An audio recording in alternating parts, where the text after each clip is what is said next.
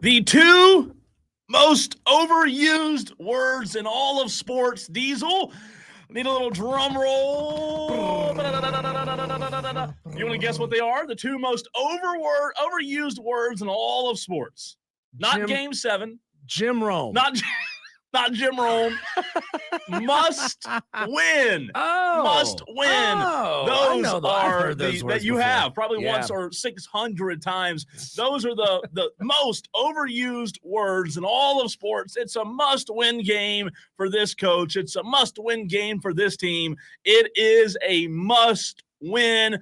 Yes, it's overused. However, Diesel, we've been leading up all week long, and there's only one way to look at South Carolina and Oklahoma on Saturday. It is a overused must-win for Shane Beamer. Tom called in, asked us what our thoughts were yesterday. That's what we're leading the show with today. I really do think that term is thrown around way too often because we all know in the SEC, every game's a must-win game in the SEC. However, after the loss to Ole Miss for Shane Beamer, after the loss to Alabama on the road, it truly is, in my opinion, and I want to hear if you, Diesel, disagree or agree, as well as you, the Tolo, 71307. Start your text with the word fan. It truly is a must-win, in my opinion, because Shane Beamer and South Carolina, in my mind, and I know the games aren't played on paper, but in my mind, Saturday, South Carolina's the better team. Shane Beamer has shown that he can do just that in his career, go and be the better team, beat the inferior opponents. He did it against Kentucky on the road a few weeks ago. He's doing it, or he's going to have to do it, Diesel, in Oklahoma on Saturday. Do you believe that South Carolina is the better team like I do? I do. I do. They have an explosive offense. They have a really good defense. Oklahoma hasn't exactly been lighting people up this year.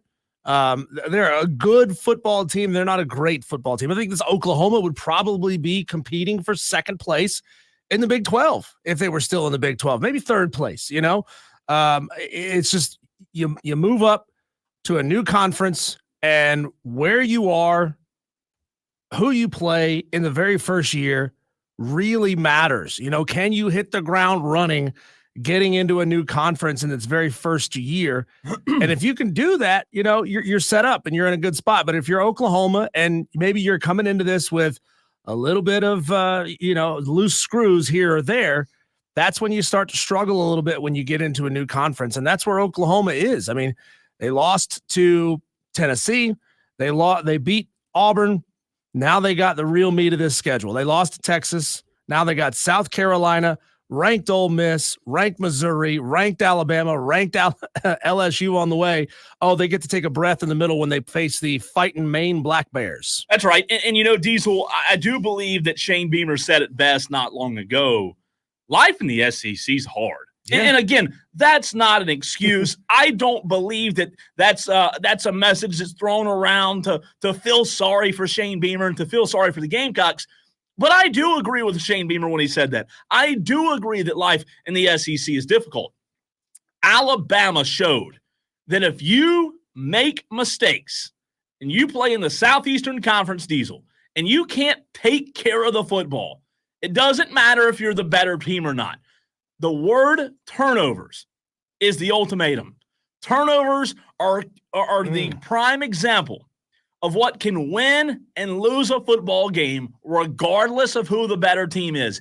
And that's been South Carolina's problem in 2024. Lenora Sellers has shown growing pains as a young quarterback. He's put the ball on the ground way too many times. He has turned the ball over. I don't put every loss 100% solely on Lenora Sellers. However, you turn the football over in the SEC, you're not going to win many games. I know that sounds super simple. It just is.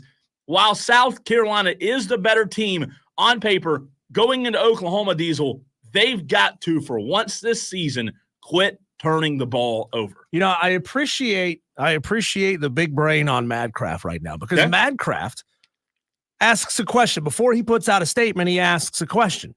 I like it. What exactly do you mean? How are you classifying must win? Is it must win to save the season? Is it a must win to save Shane Beamer's job? What is it a must win for? And most people don't ask that, right? Yeah. People just fire off, yeah, of course it is. Yeah. But Madcraft asks a very good question. Is it a must win to save the season? Let's start there. Is it a must win to save South Carolina's season? Well, you're sitting at 3-3 right now after what was it, a 3-1 start? I believe it was 3-1 start. And then you drop two big ones in a row. You drop an embarrassing football game against Ole Miss, and then you drop a heartbreaker against Alabama on the road. Okay. Now you're sitting at 1-3 in the conference, and you're currently sitting in 13th place in the conference. Now, I'm sure a Clemson fan somewhere is laughing under his breath. That's where they deserve to be, right? That's where they always are, right? Well, that's not what South Carolina fans want. South Carolina fans fancy themselves as at least a middle of the pack or top half of the SEC kind of football program. Sure. That's, of course, where you want to be. You put yourself there consistently every year. You have an opportunity to maybe have one of those special seasons every couple of years if you're at South Carolina. But you're very much in danger at this point of falling down to the very bottom of the barrel, settling down to the very bottom of the SEC. I haven't looked to see who Kentucky, Auburn, and Mississippi State face this weekend. I think Mississippi State has Georgia, if I'm not mistaken. Auburn, I can't remember. Kentucky, I can't remember. No, they played last week. Okay. Mississippi State, I can't think off the top of my head who they have. But Mississippi State, Georgia was last week, and I can't. I'll find it. Yeah. I'll find it here in 1 second. I just didn't have it up in front of me. Diesel, I do appreciate the question from Madcraft in terms of how are we classifying it. I will say, and Tolos, I want to hear from you as well on this. Is it a must-win to save the season? Is it a must-win to save Beamer? Those are two different questions. That's what Madcraft's asking. I say yes and no. I think it's a must-win to save the season.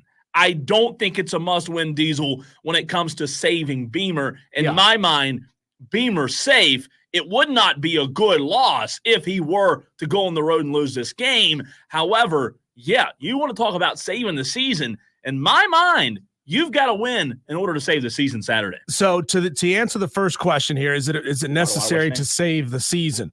This weekend, Kentucky plays a very game Florida. I think Florida's going to win this football game. Honestly, the way they're playing, I think Florida's going to win that football game. I think this one's a pretty easy one. Mississippi State below them is going to lose to Texas A&M. And then Auburn faces Missouri. Auburn's probably, that's a tough one. That's a 50-50 game between those two. Yeah. So you could be jumped by Auburn. You could be jumped by Kentucky if both of them go and win a football game this weekend. And now you'd find yourself in 15th out of 16 in the SEC standings. Young season, I get it. Conference standings, there's still a lot of movement to go down the stretch, but you also have a very difficult schedule in front of you in the SEC if you're South Carolina. So to save the season, it's absolutely crucial to save the season. Now, to the other question, is it crucial to save Shane Beamer's job this year? No. But I think going into next year, because all of these things add up, right? Seasons don't exist in a bubble. All these things start to stack up.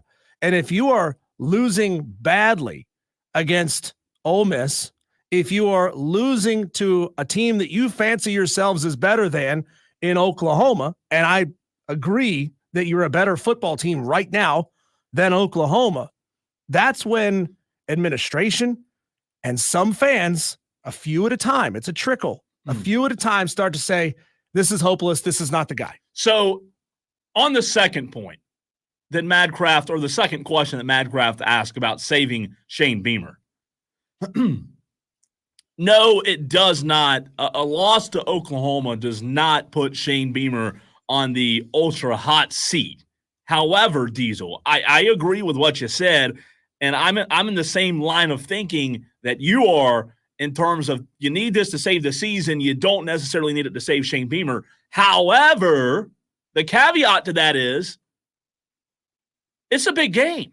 You don't want to lose this game if you're Shane Beamer. I'm not saying overreact. I'm not saying fire the head coach and clean house. However, you've already shown that you can be in the games with the biggest and the best, the LSUs and the Alabamas. You couldn't quite get over the hump. Listen, I don't care if South Carolina fans disagree with me here. And at this point in Shane Beamer's tenure, Diesel, you're supposed to go beat Oklahoma. You're better than they are. You have a defense that should shut them down. It should be a low-scoring game. You have the better quarterback in my mind, limiting the turnovers. You should go win this game. I think there's two ways to look at it. Obviously, as you can do with any game. Why South Carolina can win, why Oklahoma can win. We all know that Oklahoma, their offense, Diesel, is not good. Over the years, Oklahoma's offense has been very, very good, and now they're all of a sudden struggling just to get to 300 yards. Now, they got there against Temple and Tulane, but it's yet to hit the mark against an FBS team, Diesel, hitting a wall last week, 237 yards, 222 a few weeks ago. The offense has to be better. The Sooners are 130th in the nation in third down conversions. There's nothing happening down the field. The receiving core is banged up. Starts with an offensive line that gets plowed over way too easily. South Carolina's pass rush is among the best in the country. And for that reason, South Carolina should win the game. Again, going back to my very first point, though, you can give all the statistics you want. You can give all the reasonings you want. You can talk about personnel and the Jimmies and the Joes, but the caveat of the conversation is turnovers. I do think that South Carolina's pass rush will give Oklahoma major problems, but if they can't simplify their mistakes, they're not going to win. Brian Pettit brings up another very interesting question on the stream. He says, think about this. He is safe this year, but if the new AD comes in, it could not be a good next year. He don't have a winning record. So what Brian Pettit is trying to say is when Ray Tanner steps aside and they are undergoing an athletic director search at the end of this year, Cole, if a new AD comes in and he's not impressed by what Shane Beamer is doing, then he's going to move on.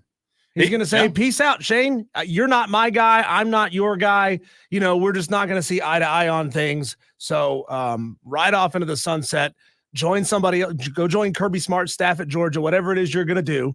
Right. So that's a big time factor. You've got to win every single 50-50 game down the stretch. An athletic director coming into South Carolina will certainly want you to elevate your talent past the programs that are right in front of you as far as talent. I'm talking about the Missouris and that ilk, right? They're going to want you. They're going to expect you to take a step past them. That is every coach's job, to surpass the team that's right in front of him in the pecking order, right? So if Shane Beamer can't beat the Oklahomas when they're down, can't beat other teams on their record or on their schedule like Vanderbilt that you fancy yourselves as always being better than, a new AD will come in and say, well, clearly Shane Beamer's not the right guy, right? He's going to come in on day one and say, what the hell are you doing? Ray Tanner might be a little more understanding. And Ray Tanner, we know, has a history of keeping coaches around maybe a little bit longer than he should because he was a coach himself and he wants to give coaches a little bit longer of a leash. I don't think that's going to be the case when a new AD comes in. No, I'm with you. It's a variable that we haven't talked about a lot. I don't know if it's a huge variable, but it is. I want to get to why I think Oklahoma could win. But first, Diesel Mike Main on the YouTube stream says the defining factor is, can we finish, all caps? I like that. I don't have any pushback there. Mike Main, Wesley Roberts on the Facebook stream says, everyone keeps talking about South Carolina's great defense, but they haven't held a good team to less than 27 points this season. Wesley not all in on the defense. And then Texter on the text line 304 says half of Oklahoma offensive weapons are out.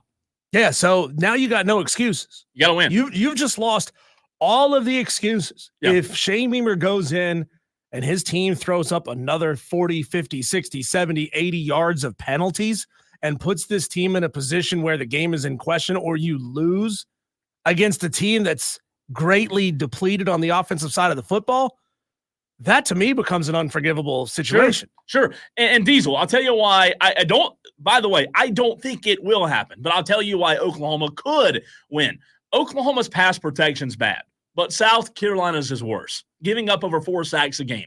Now, the Oklahoma offense, Diesel, is not where it needs to be, but the defense has been good enough to bend and not break. A really good pass rush for Oklahoma as well. South Carolina also has a hard time moving the chains consistently. There's been a massive turnover with penalties. We haven't even talked about that. We know the turnovers have been a problem. The issues are getting worse in 2024. So while the Gamecocks, Diesel, might have hung around with Bama, the first 4 turnovers were a killer. They've given up a total of 9 in the last 3 SEC games, and it's all about turnover margin. We know that. Both offenses struggle. Both offensive lines are leaky. Any mistake Saturday in this game with struggling offensive lines and struggling offensive units, any mistake will be magnified. And that's the problem I have. South Carolina, the mistakes, like you've got to, at some point in the season, you've got to grow up. You've got to mature as a player. You've got to cut the mistakes out. You know, it's not week 2 anymore. It's not week 3. We're talking about October 17th. You're still making mistakes. Oklahoma hasn't had the same turnover issues that you've had.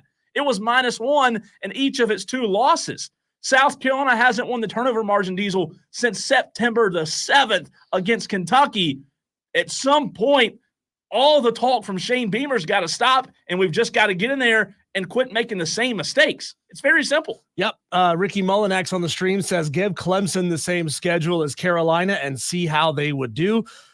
Ricky, you've got a point. You know, I think you're right. I also think that's low-hanging, easy fruit. We did that a couple weeks ago. Yeah, that you can't really know, right? So it's kind of a moot point to argue whether or not it would happen because it can't happen. Like, right? They're not going to – Clemson is not joining the SEC.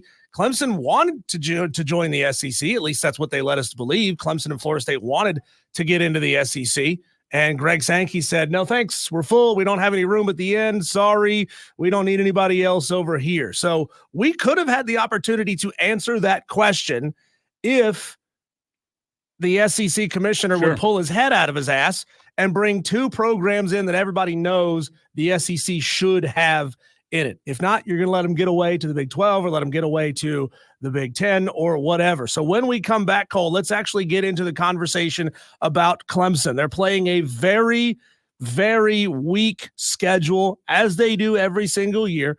They're playing a pretty weak opponent on Saturday. So the question is, what could we actually learn? Is there anything of value that we could learn from Clemson's game against Virginia? Before we head out, though, we're going to go to the phone lines and bring in our daily Dewey. What's on your mind, Dewey? Yes, I'm very angry. First of all, I have to agree with Cole again. The turnover's got to stop. If Sellers cannot throw the ball and keep the ball, he needs to be replaced. Replace him with who? Robbie Ashford that's fumbling the ball?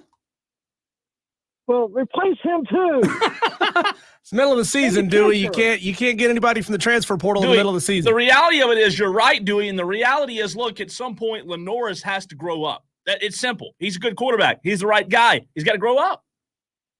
He caused me to ruin my TV when he fumbled that ball. They had the game.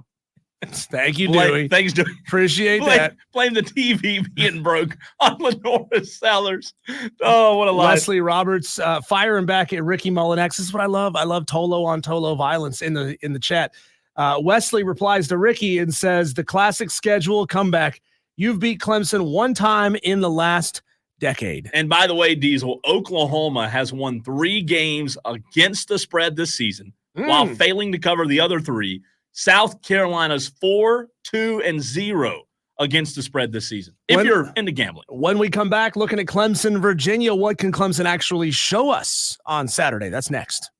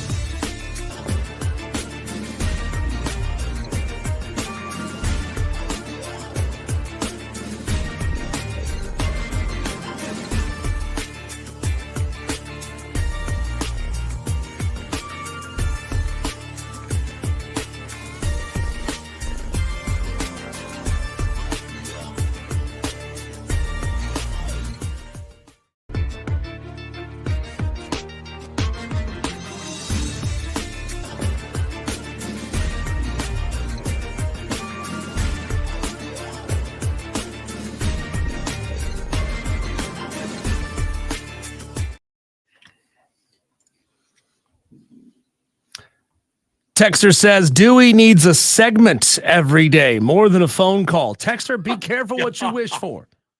Be careful what you wish for. Because we could bring Dewey on for an entire segment if that's what you want. What a segment that would be. Woo, I'm telling you. The Daily Dewey. Another texter says, what about the flip side of this game? Oklahoma hasn't been Oklahoma in several years. Is Brent Venables on the hot seat? Well, texter, by virtue of the fact that they just gave him a contract extension 6 months ago, that's worth 6 years, I'd be willing to bet no. Not yet. Willing to bet no. The powers that be loved him 6 months ago enough to give him another big fat contract starting at $7.2 million this year, increasing to $7.925 million by 2029.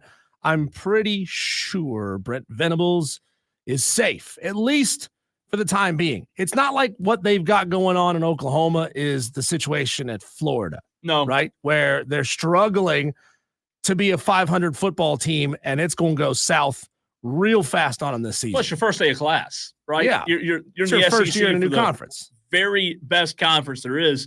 There has to be a little leeway given there. Texters, don't forget, we're looking for your upset picks. You can text them in 71307. Give us your name, your game, and the spread. We've got, how many Tolos have we got picks in so far? 60 for the week. We always get about another 25 or so on Thursdays and another 15 to 20 on Fridays. People wait till the last minute. And I think, Cole, that we can beat last week's total, which is the biggest week we ever had. We had 112 individual pickers last week. I know for a fact that we've had new picks from Yin Gravy Nuts. One more time. Can you say that again? Yin Gravy Nuts. We got a new pick from Where Shoals Tiger, a new pick from Big Dom, and a new pick from Hard Knocks. Oh, and Dakota is new as well. How many we at? We are now at 60 picks. So plus we need yours. Plus one, JB on the text line. Look at you, JB, on top of things. So let me do some quick math. We've got 61. You said we had how many last week? We had 112. 112 last week. So we need 51 more Tolos today and tomorrow. We got this. In order to tie last week's. But let's go ahead and call it 52 more to break the record, which I think we can. Let's do it. So Clemson taking on Virginia this weekend. We got a battle of mentor and mentee with Virginia. Cole, the question is, what can we really learn about Clemson this weekend against Virginia that we didn't learn last week against Wake Forest, the week before that against Florida State, or the week before that against Stanford? Clemson has had a fairly consistent play over the past couple of weeks. Stanford was not the cleanest football game for Clemson, but they've had 4 games this season, Cole, with over 500 yards of total offense. They had 566 against Wake, 500 yards against Florida State, 405 yards against Stanford, and then the 2 weeks prior to that, one of which I've completely blocked out of my mind. Clemson put up like 700 yards of offense in week 2 of the football season. But again, what can we learn about this team? We're not learning much from Dabo, right? We went through the audio yesterday of the Tuesday press conference and a whole lot of nothing burgers being thrown out there.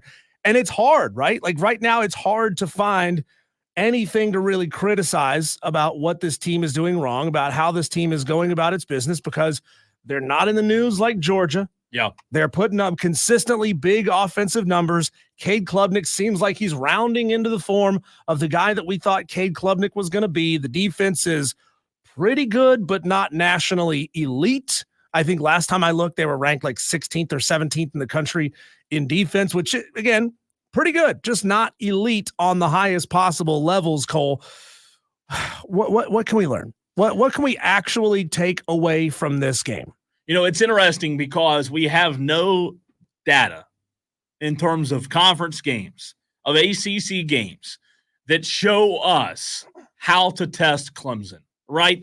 We know that the very first game of the season against an SEC opponent in Georgia, we were provided data then. We were provided data on how to shut down Clemson and how to score on Clemson. The issue is we've been given zero data in the ACC. And we've had the conversation, you and I have, about which team will be able to give us that. Mike Main brings up a very good point on the stream. He says, I think the useful data for Clemson will come in the next 3 games after Virginia, Louisville, VT, and Pitt. And I don't push back there, Mike Main. I don't disagree. Diesel, to answer your question, what can we learn? Virginia has to do what Wake Forest did for the first 6 minutes of the game in terms of actually putting pressure on this Clemson offense. There were probably 5 total minutes of me watching that game last Saturday in the first 5 to 6 minutes where I thought maybe this could be a close game, and then Clemson busted it open. Yeah. Consistency against Clemson from the ACC teams, it's very difficult to find data on how to stop them. So to give you an answer, I'd say we can learn from Clemson that it doesn't matter the opponent. They're going to focus on themselves. They're going to be elite in the ACC. Yeah. But I want to see what we can actually learn from Virginia to see if we can actually have a close game for once this ACC play. Yeah, so Clemson has put the clamps on the last 2 weeks. Again, Stanford, that game was the anomaly over the past 5 weeks. But since then, they put up gaudy numbers on offense, 566 and 500 against Wake and Florida State.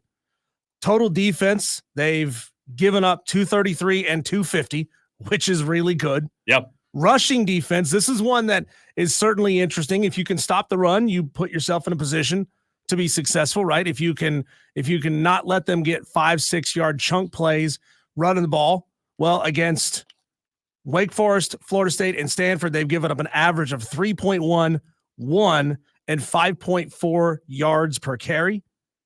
And Clemson's not beating themselves up in penalties. 42 yards, 30 yards, and 35 yards the last 3 weeks. If Clemson can maintain that standard, and it's what Dabo always preaches, it's playing against ourselves. It's playing against our own standards. We have our own goals that we want to hit. If they can mimic those average numbers of those last 3 football games, Cole, they're going to handle Virginia very, very easily. Now, what Virginia does well is that they throw the ball really, really well. Yeah. Virginia has a quarterback, Calandria is his name, Anthony Calandria. He has 1,500 yards on the season. Again, albeit against Boston College, Coastal Carolina, Wake Forest, Louisville, and Maryland, and Richmond, I think, was on their schedule as well.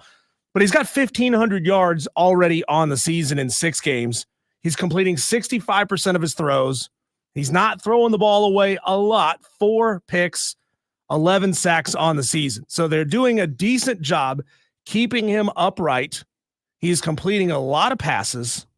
And they don't have much of a run game to speak of. So you got to clamp down on that run game. Don't allow it to get out of hand, and then just shut down Calandria. And that's the problem, though. Like, when you talk about playing this Clemson defense, Diesel, which is a very good Clemson defense, if you're telling me that any offense that Clemson plays in the ACC is one-dimensional, I mean, they almost have no shot. And I hate to be like Debbie Downer, no, Virginia can't keep it close, because I do think, in a way, Virginia could make this closer than last week's game. Yeah. However, when you look at how good their defense is, how good Clemson's defense is, and how much depth they have, I do think that when you look at an offense like Virginia, there are question marks in terms of, can Virginia do enough to keep Clemson off balance defensively? And again, I just don't know if I can believe that yet without seeing it done yet. Yeah, Virginia, like I said, doesn't give up a ton of sacks. 11 on the season. That's 2 sacks per game, a little under 2 sacks per game. So the offensive line of Virginia is pretty solid. So if I'm Clemson, if I'm the defensive staff there, I'm saying contain the run. Don't let Calandria get out and run. He's got 242 yards, 3rd leading rusher on the team this year. Two running backs, Brown and Pace, have about 740 yards combined between them.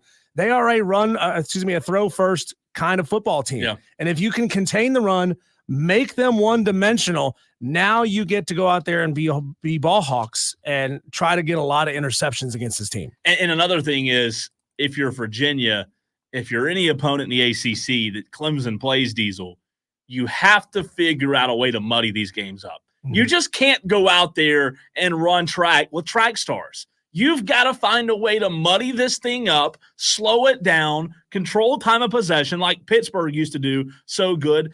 They beat Clemson, in the past decade. One of the years when Clemson won the national championship, we've seen Clemson slip up. We've seen no slip up this year. We've seen Clemson running with people who aren't even on the same track as Clemson is. And that's the problem. Here's an interesting thing about that is Virginia has a lot of players on this team who have busted open big plays.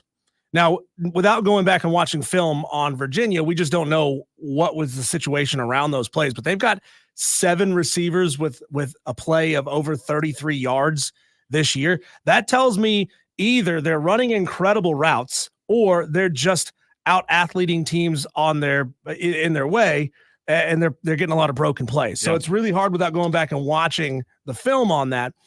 But big plays in the passing game is really what Virginia has feasted on this season. That's going to be a big thing. Again, if you can keep the run in front of you, make them throw it. You can put a couple you can put an extra safety back there. You can play zone, and maybe you can pick off some passes. Texter says Virginia has a former Clemson running back, Kobe Pace, right, Texter? 419, Clemson's defense is ranked a lot better after playing in the ACC than they were after Georgia, I'm assuming.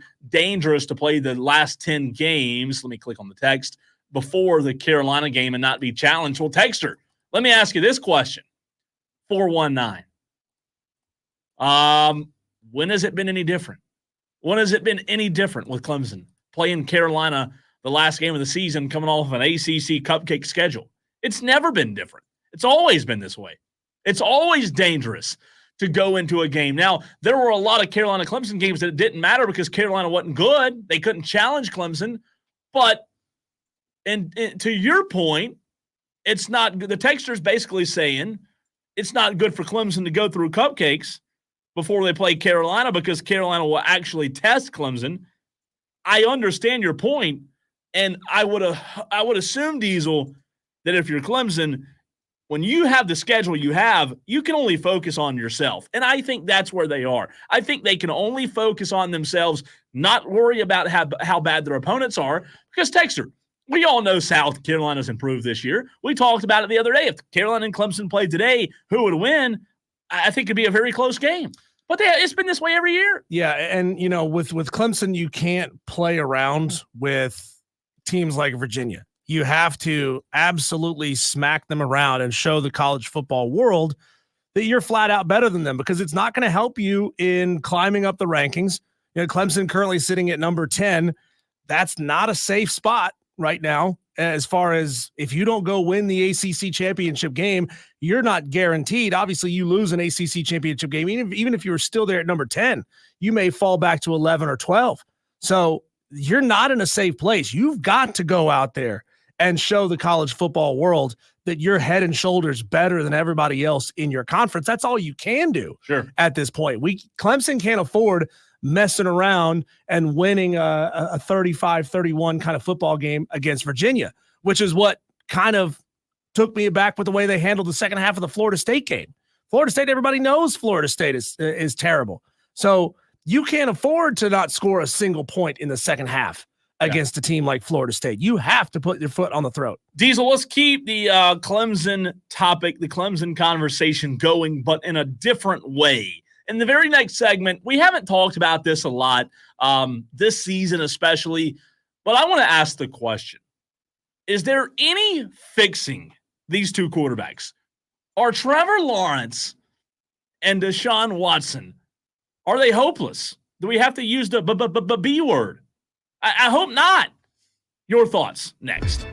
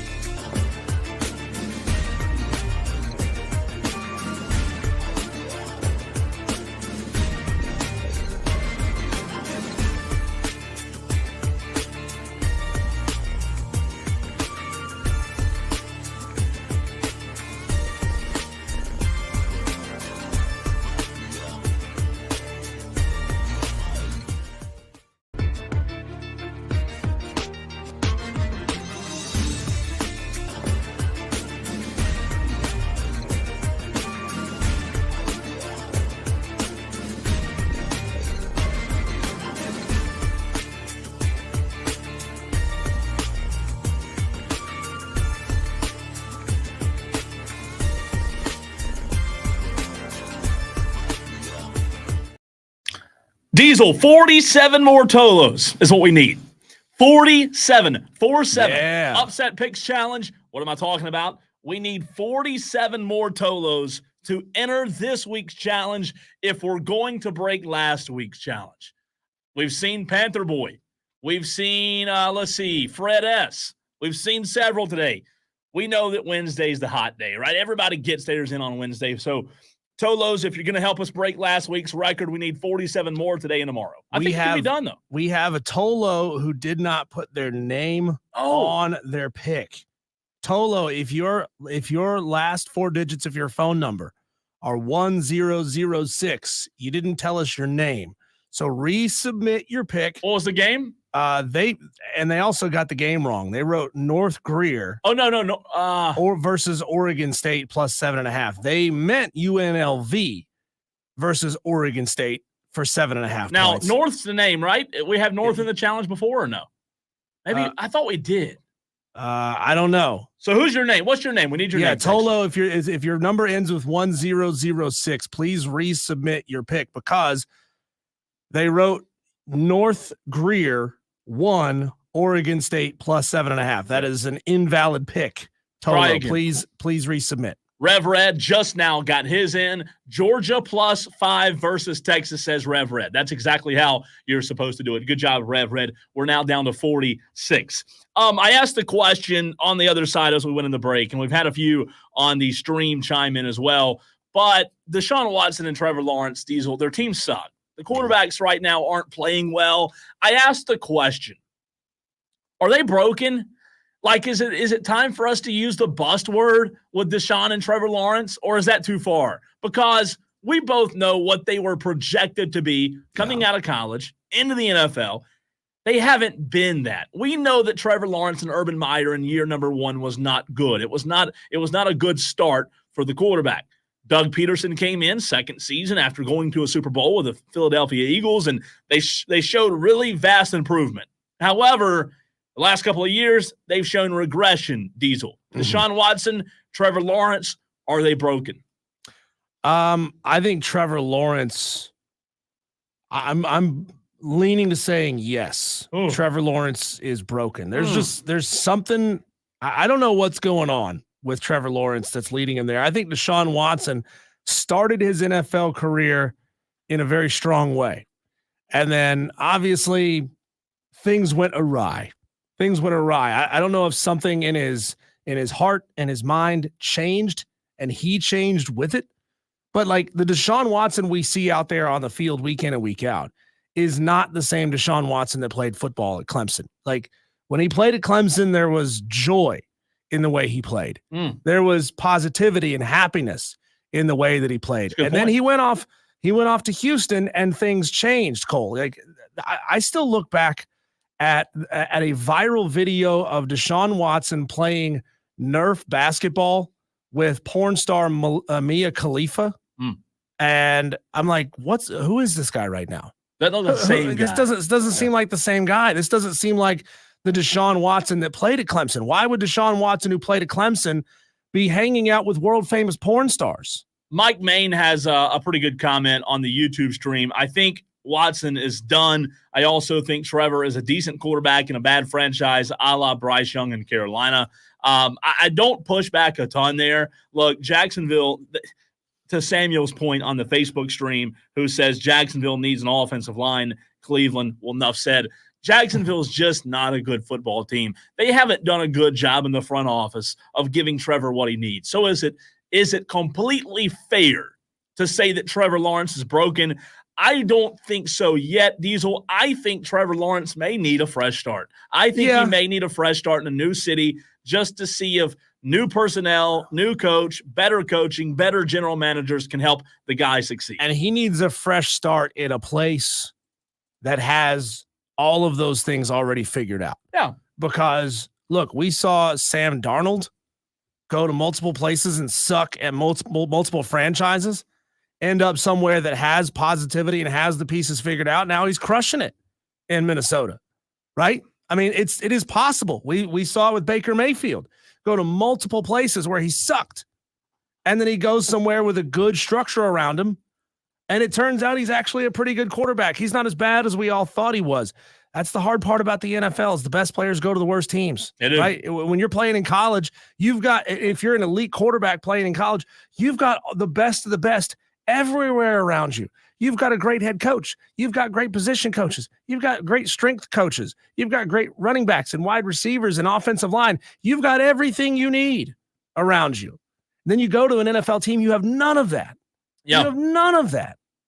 No, I'm with you. Texter from the 480 says, not sure Watson is a bust since he was productive early, but ETN and all those DL high draft picks from Clemson are bust, and Lawrence is getting there fast. I think the opposite. I think Deshaun's turned into a bust. I can't call Trevor Lawrence a bust yet. I still have to see what Trevor Lawrence could do in a good system with a good coach. And look, Doug Peterson's a good coach, but for whatever reason, the experiment's just not working. Texter says Diesel Dave Canales can fix Trevor Lawrence. I would take Trevor Lawrence in Carolina in a heartbeat. Yeah, I mean, I think most people would. I just feel like he needs to be in a spot in a franchise that's built for his style of offense. I don't see that when I watch Jacksonville. I don't know exactly what offense out there off the top of my head would be the best fit for him, but I just don't know that the Jacksonville experiment's going to end well. And again, I don't know what other teams would give for him. Maybe a team like New York, what Trevor could do in New York if Daniel Jones doesn't work out. Maybe the Giants could get Trevor Lawrence on a cheap deal, something like that. But he just doesn't have the guys around him, in my opinion, in order to be a successful quarterback. When we come back, Cole, we dive back into the Upset Picks Challenge. We'll go back over our picks, relay some of the picks that have come in already today, and, of course, ask you, Tolos, the heck you waiting for? We'll get your picks next on the Fan Upstate.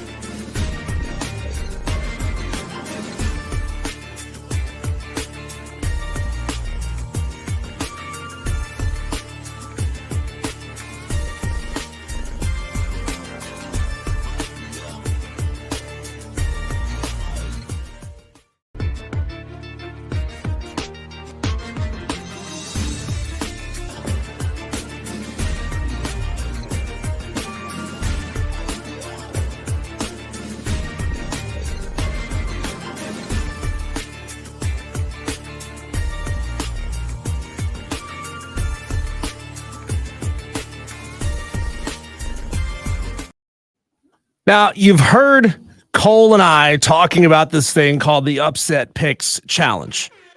And every single time we talk about it, we get new Tolos who are getting into the challenge, getting into the game. What's a Tolo, by the way? It's a person who turns it on and leaves it on. Oh, gotcha. Yeah, it's a regular listener of this show. It means turn it on, leave it on. Thank you. It's some terminology that we keep putting out there because, again, new people each and every day to the show. So if you want to be a part of this wire-to-wire upset picks challenge, number one, it's absolutely free and it's a whole lot of fun. Number two, you still have the opportunity to make a big jump up into the leaderboard and really make your voice be heard. Because we had a Tolo a few weeks ago, Cole. Only one took Vandy over Alabama. It was the largest single hit on an upset pick ever in this challenge. And this particular Tolo, whose name off the top of my head escapes me. I was trying to think too. I can't remember. And find it here in just a second. That was who was that? Which Tolo was that? We'll find it. James Owens. James hit for 23 points. He hasn't hit since, but guess what? He's still in 28th place in this challenge. Out of the 80-some Tolos who have points. Out of the 171 Tolos who have gotten us a pick over the course of the season. So there's a lot of people who don't have any points in this, and that's okay. I'm about to be one of those. You're about to be. You've got 5, Cole. you have to make a pick because you're here every week on the show. It's like Wesley said. I'm playing good golf right now. Yeah, just not the upset picks challenge. Exactly. So here's how this challenge works, Tolos. You go on ESPN.com and you find a game that's going to be played this upcoming weekend that you think the betting underdog stands a chance to go out and win the football game outright, not against the spread, but win the game outright. And then you text it to us during show hours, starting at 4:00 on Wednesdays, but on Thursdays and Fridays, 3 to 7.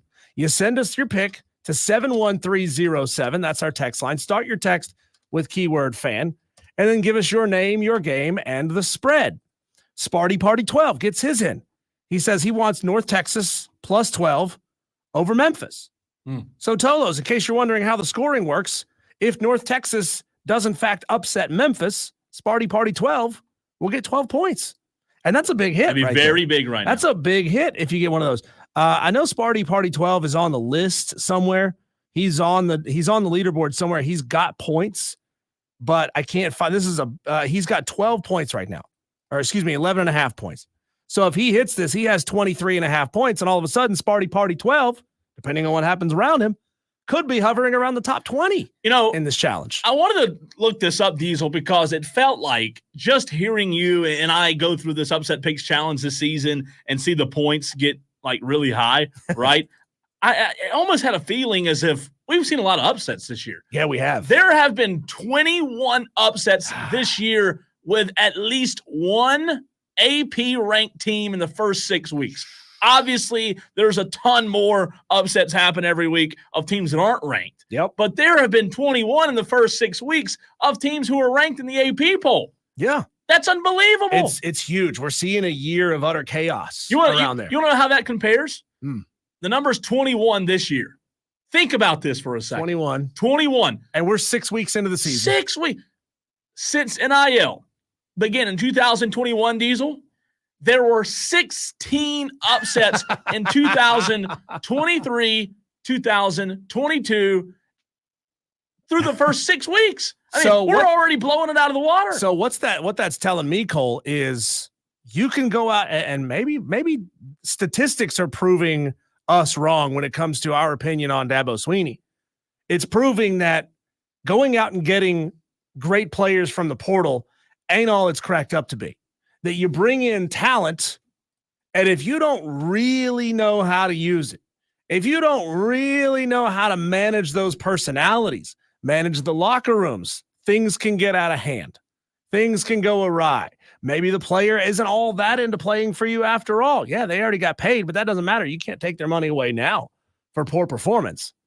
That's a very interesting question. It's a very interesting stat. And what will be interesting to continue to watch, Diesel, is as the NIL era continues, will we ever see an upset that notches the score of an upset in terms of the magnitude of an App State Michigan or a little NIU Notre Dame this year was very big. There's no doubt about that. But according to Forbes Betting, the 5 biggest betting upsets of all time all preceded the NIL era. Interesting. There have been none that happened in the NIL era. And what were those upsets? Do you have them by chance? 2007. I'll have to see what game it was. It was arguably 62 ranked versus unranked upsets in 2007. So that was one of the years. I'll have to see what those exact 5 were. But all 5 of the biggest upsets in all time of college football have all I can't talk today all of a sudden, have all happened before the NIL era. I find it fascinating to see if we'll ever see as big upsets post-NIL as we did pre-NIL. Yeah, that's I think it's going to still happen, probably not as much as it used to. Think an elite FCS team that it hasn't been elite for a long time. So not the North Dakota States of the world, not the South Dakota State, which has been really good recently. But think those teams that are at the tippy top of the FCS, who are really good football teams, but just don't get the national attention that they get. They go out there and they schedule a top 10 team to start the season. I think it could happen, especially in this NIL era when you got and portal area where you got players that haven't been on the same team for very long. Maybe they don't get along. Maybe the tight end who's supposed to be blocking for the running back doesn't like the cut of his jib, doesn't like the fact that this hotshot running back who just came in from insert big school here is walking through the door like he owns the place, and so he's not blocking quite as hard for that guy. Yeah, I mean, I think it could happen. It could certainly happen. So Tolos who are getting their picks in today. Shane from Sugar Tits taking Nebraska plus 6.5 over Indiana. We've got Isaac who's taking Old Dominion plus 10 over Texas State. Wesley Roberts wants North Texas plus 11.5 against Memphis. Rev Red is taking Georgia plus 5 against Texas. So you Tolos who are not familiar with this game yet, it's up to you. How you want to play this game. Do you want to go for the biggin? Do you want to go for that huge hitter, that Georgia Tech 11.5 over Notre Dame game? There's probably some big ones in here that I haven't quite found. Just kind of scrolling back, looking to see if I can find any big-time spreads. And there haven't been a ton of them this week. We've got a lot of people taking North Carolina State over Cal for 10 points. I believe that's the game you took. Cole. NC State? Yeah, NC State over Cal. Let's go Wolfpack, baby. We have, here we go. We have Tolo, Keith, and Fountain Inn taking Ball State over Vanderbilt. Wow. The hot team right now, plus 25.5 points. So if Tolo Keith hits on this one, he vaults way up on the leaderboard. So it's entirely up to you how you want to play this one. Diesel, I've got the 5. I've got the 5 biggest upsets in college football of all time that all happened pre-NIL, okay? There's 5. These are the 5 biggest according to Forbes betting. Of the 5, do you think you can guess any of the 5? I know you can guess one. One of them is App State, Michigan. One of them is App State, Michigan, September 1st, 2007. Michigan was favored by 33 points, and App State won 34-32. That's one. I'm going to say that maybe another one was Georgia Southern, Florida. No. That's a good guess, though. Because Georgia Southern beat Florida, I think. Was that no, they weren't still FCS at the time. This would have been early in that would have been probably like 2014, 2015 or so. That's a good guess. Just made their way into FBS. So the other 4 biggest upsets ever. 2010, James Madison Dukes over Virginia Tech. Virginia Tech Diesel's a 33-point favorite. JMU won 21-16. That's 2. You got the App State, Michigan.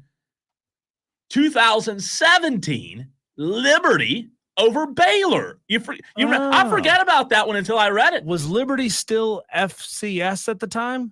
I don't know. It was Matt Rule's. It was Matt Rule's first game as Baylor's coach. Man, remember that? First game. No, I don't. First game ever. I don't. By the way, it was a 36.5 point spread, Diesel.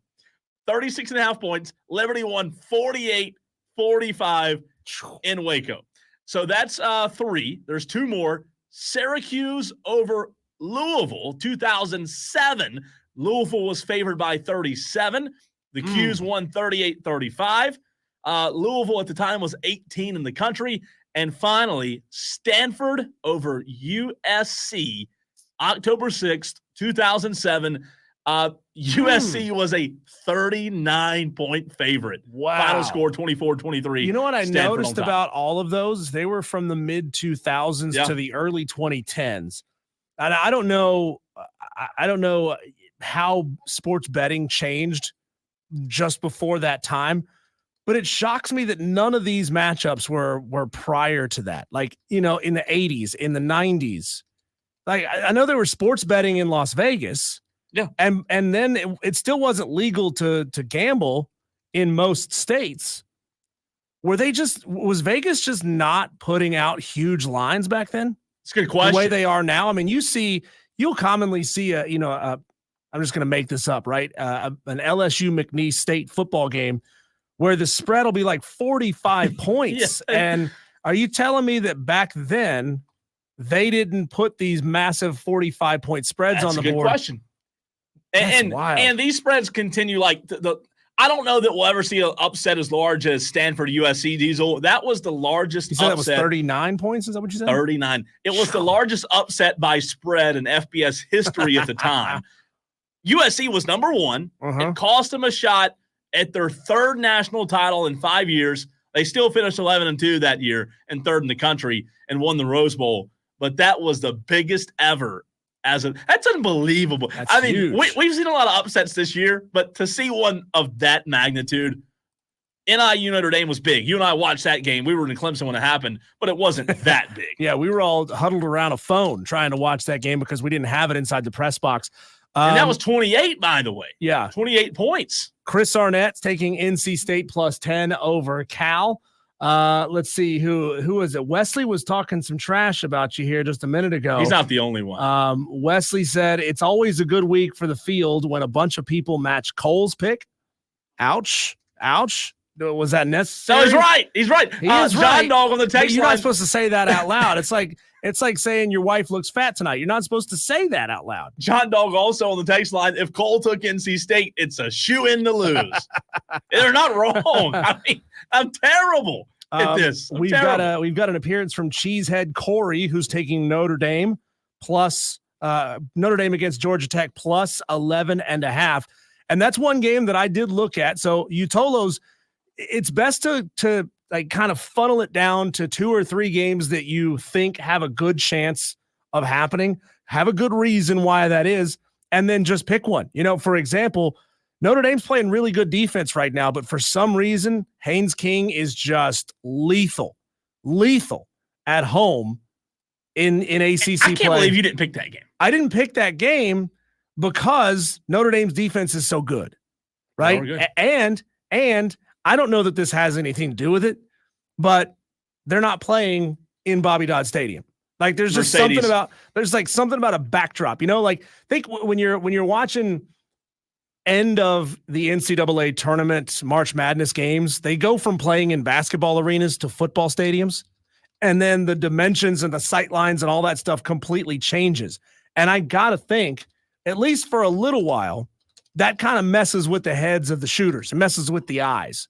So I'm thinking that maybe Haynes King, there's just something about the dimensions of Bobby Dodd Stadium that just clicks in his brain. That was and then you take him to Mercedes-Benz and he's in a different spot. Like everything feels normal. Like you're staying in your own apartment.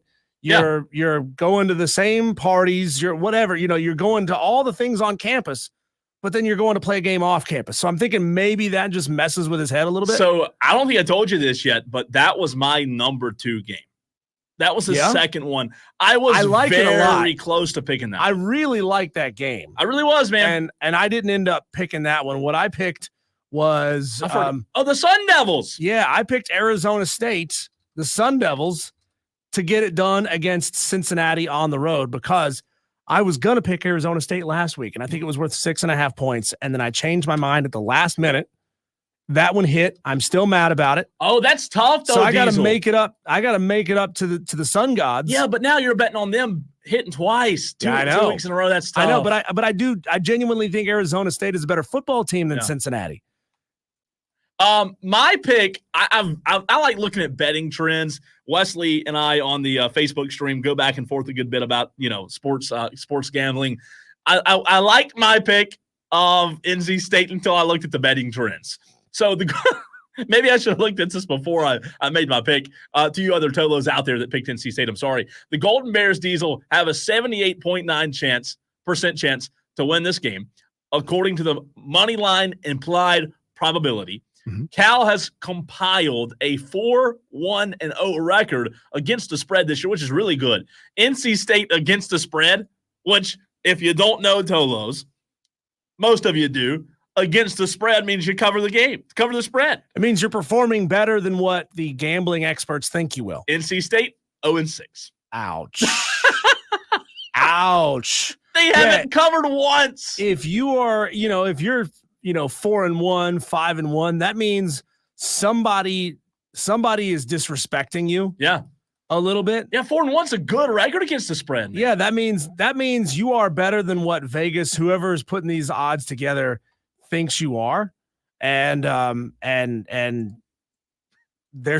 down on you for whatever reason. There's some sort of bias against you. Do you see Tolo Yardbird? Is that the first time for Tolo Yardbird, or I are they a repeat? Tolo Yardbird's a new one. Let's go. I think he is. So now we're up to 76 picks. Brian Pettit, he makes number 77. He's taking Ball State over Vanderbilt plus 25.5. He says, go big or die. Tolo Tom, the largest upset in FBS history, is now in 2017. This is on the text line, by the way. Tolo Tom, all caps, as he always. I told you he types in all caps. He does. He speaks in all caps too. Howard University upset 45-point favorite UNLV 43-40 on September the 4th, 2017. He sends me a link and says all caps, take that, Cole. God. What's the link? I'm scared to click on it. This is not good. I'm scared to click on that link. I'm glad, Cole, that we don't get pictures on our text line. That's good. Yes, because good. I know that you degenerate, some of you degenerates, not all of you. John Dog, I'm sure, is a fine, upstanding human being. I'm just calling you out, John Dog, because you just texted in. Some of y'all would send some nasty, nasty stuff, and we don't need that in our lives, okay? We're good boys. Yeah, and I did want to get to, was it Buckeye Mike? Oh, God, we've had so many texts today. We were talking about upsets not happening as much. Oh, yeah, Buckeye Mike said they played less games and no scholarship limits. That's a good point. I mean, we didn't talk. It's true. No scholarship limits. That obviously impacted it. But, man, just to think about the size, the magnitude of those upsets, it's pretty big, man. Pretty big.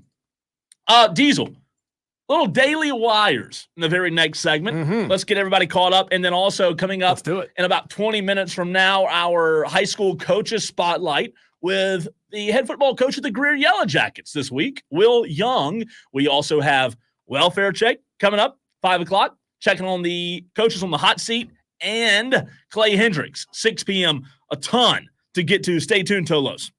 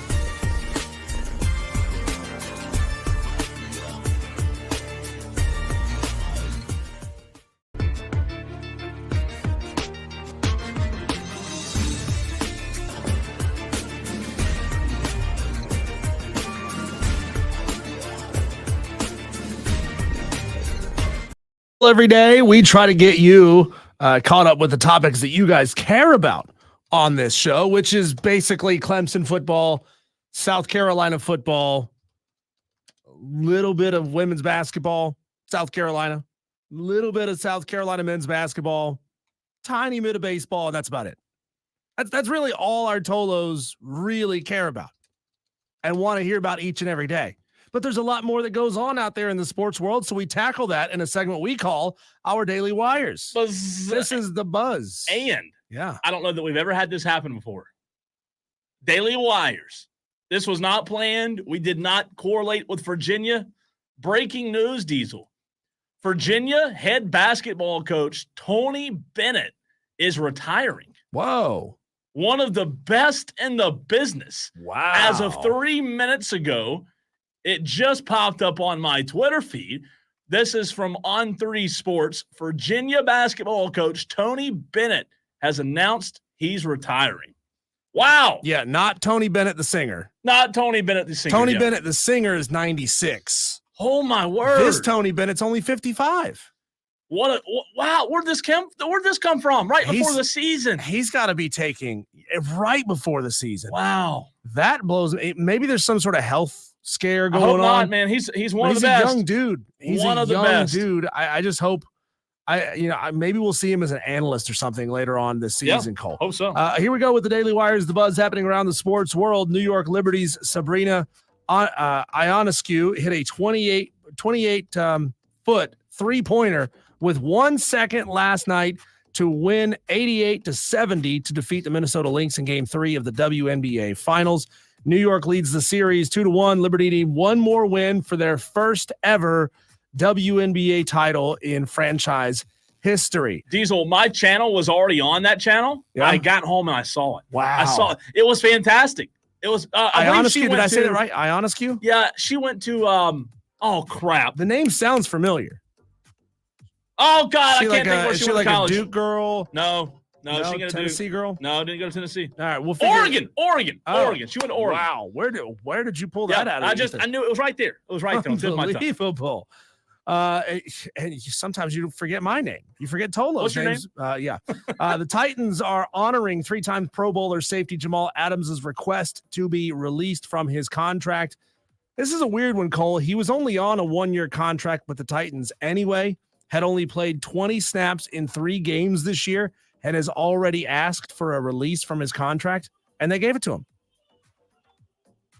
I don't understand that.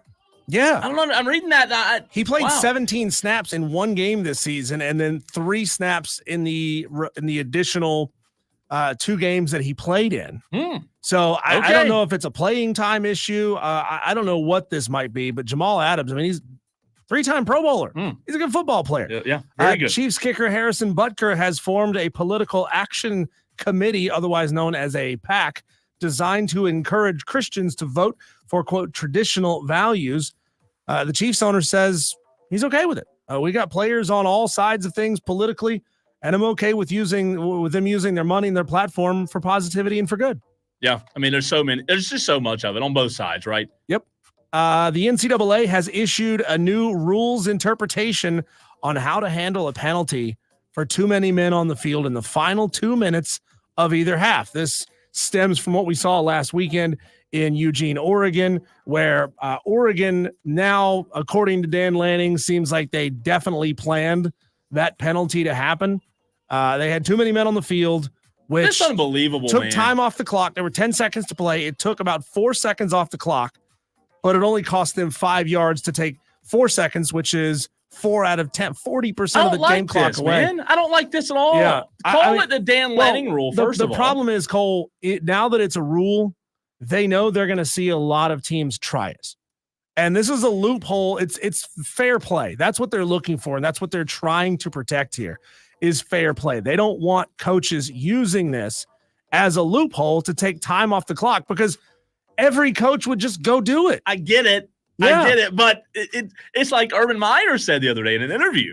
He said, look, as long as I coached, I never thought of that. Yeah, it's a genius thought. He said Dan Lanning was playing chess while we were playing checkers. He did. So here's the ruling, Cole. If the defense has 12 players actively participating in the down, Okay. The offense can choose, along with a 5-yard penalty, to have the game clock reset to the time that had been displayed before the snap. So you can choose to take the 5 yards and lose the time, or you can choose to get the time back. So that's your choice. So the clock, that makes sense. No time change would be made if there were 12 players on the field, but one of them was attempting to leave the field and did not affect the play. So if it's just a substitution infraction where there's still a player a yard and a half onto the field, but he's running off the field, this rule would not come into play. But if you've got 12 men on the field actively participating in the play as if they're supposed to be out there, that's when there's going to come the opportunity. And it's only going to happen in the last 2 minutes of a half. So if it's a legitimate flub, we made a mistake, we had 12 guys on the field participating in the play, and there's 6 minutes to go, it's just going to be the 5-yard penalty. So here's the deal. If you're going to create the rule, fine. I understand. I don't like it, but I understand it. At least give Dan Lanning the credit he deserves and call it the Dan Lanning rule. The Lanning law. Yeah, something. Come on. That guy's a genius, man. Well, here's where, Cole. I mean, think about back in the day, all-time great cheaters in sports. I mean, you would hear stories of like Harry Gant in NASCAR filling the roll cage in his car with gasoline so he could get another couple of laps out of the car. Like he would put a bladder inside of the roll cage, and then he would have another 2 gallons of fuel. Smart. So as you came, it's not smart. It's cheating. It's smart. It's cheating. That doesn't mean it's not smart. It's smart as long as you don't get into a fire automobile crash. In which case, if you do, you've now got flammable liquid inside the vehicle, or get caught. So Steve Shaw, the NCAA football secretary rules editor, good God, he's got to have a 5x7 index card to get that job title on his card. He said that, quote, a guiding principle of the NCAA football rules committee is that there should be no benefit when a team commits a penalty. Yeah. But my little spider senses go off when he says that, because how often do you see a penalty being called on a team for like delay of game when they're punting the ball? They want the penalty to back them up. They want to be backed up. It happens every week so that they get a benefit. So Steve Shaw, how do we justify those two rules together? I'm with you. Yeah. I mean, there are other penalties that are used to benefit teams in other ways all the time. Yeah. Last night, the LA Dodgers defeated the New York Mets 8-0 to take a 2-1 lead in the NLCS. It's funny, Cole. I tweeted right there at the beginning of the game, I think it was 1-0, or it might have still been tied 0-0. I tweeted that baseball at times rivals soccer with its levels of boring. Oh, God, no way. Because it was boring. No way. And then all of a sudden, this thing got blown wide open, but I left the tweet up because I think a lot of times I still believe what I had to say. Yeah, look, Walker Buehler last night, granted he only pitched 4 innings. Walker Buehler in those 4 innings was as good as you could ask for. Absolutely fantastic. And then not to mention, Diesel, when the other 4 to 5 pitchers from the Dodgers bullpen come in and just continue to throw strike after strike after strike and sit you down. Look, Severino's a good pitcher for New York, but they could not hold down this lineup last night. At the end of the day, this is what I've said the Dodgers are supposed to do now. They've had the best team in baseball, one of the best teams in baseball, for the last freaking decade, it feels like. What we're seeing this postseason to me feels like what the Dodgers should have been doing for the past 6 years, Diesel. They're beating teams at the plate. They're absolutely holding teams down because of their arms. They've got the best player in baseball. They've got the best pitchers in baseball. They're finally, and I know they won the World Series in 2020, but they're finally doing what the Dodgers have supposed to have been doing all these years. Well, Cole, we haven't necessarily seen a lot of great head-to-head baseball in this series. The Dodgers won game 1, 9-0. The Mets won game 2, 7-3. Good baseball game there.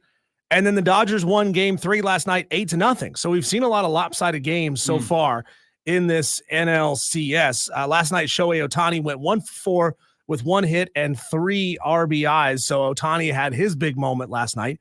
Game 3 of the ALCS is today at 5:08. Clark Schmidt will start for the Yankees. Matthew Boyd will start for the Guardians. Game 4 of the NLCS will be played later tonight. First pitch, 8:08. Los Angeles will start Yoshinobu Yamamoto, and New York will start Jose Quintana. Rumors, Cole, are spreading that Jerry Reinsdorf is open to selling the White Sox after a historic losing season where they lost 121 games. Can we get all the Tolos to dig through the couch cushions, find some change, see if we can buy this team? I would love to, but I don't know that we have enough in the couch cushion to do so. And by the way, you mentioned the Yankees, Clark Schmidt starting tonight, former Gamecock. Yeah. So let's see if he can get it done tonight. And a little bit of news on a former Tiger. Now Jets wide receiver Mike Williams is reportedly eyeing a trade after New York acquired Devontae Adams. The Steelers, Chargers, and Saints are allegedly in the mix to sign him. He is averaging 14.5 yards per carry this season. It's big time. Not. I'm kidding. Will Young, high school coaches spotlight on Thursdays. We spotlight a local coach right here in the upstate. We talk to the head football coach of the Greer Yellow Jackets, Will Young, next.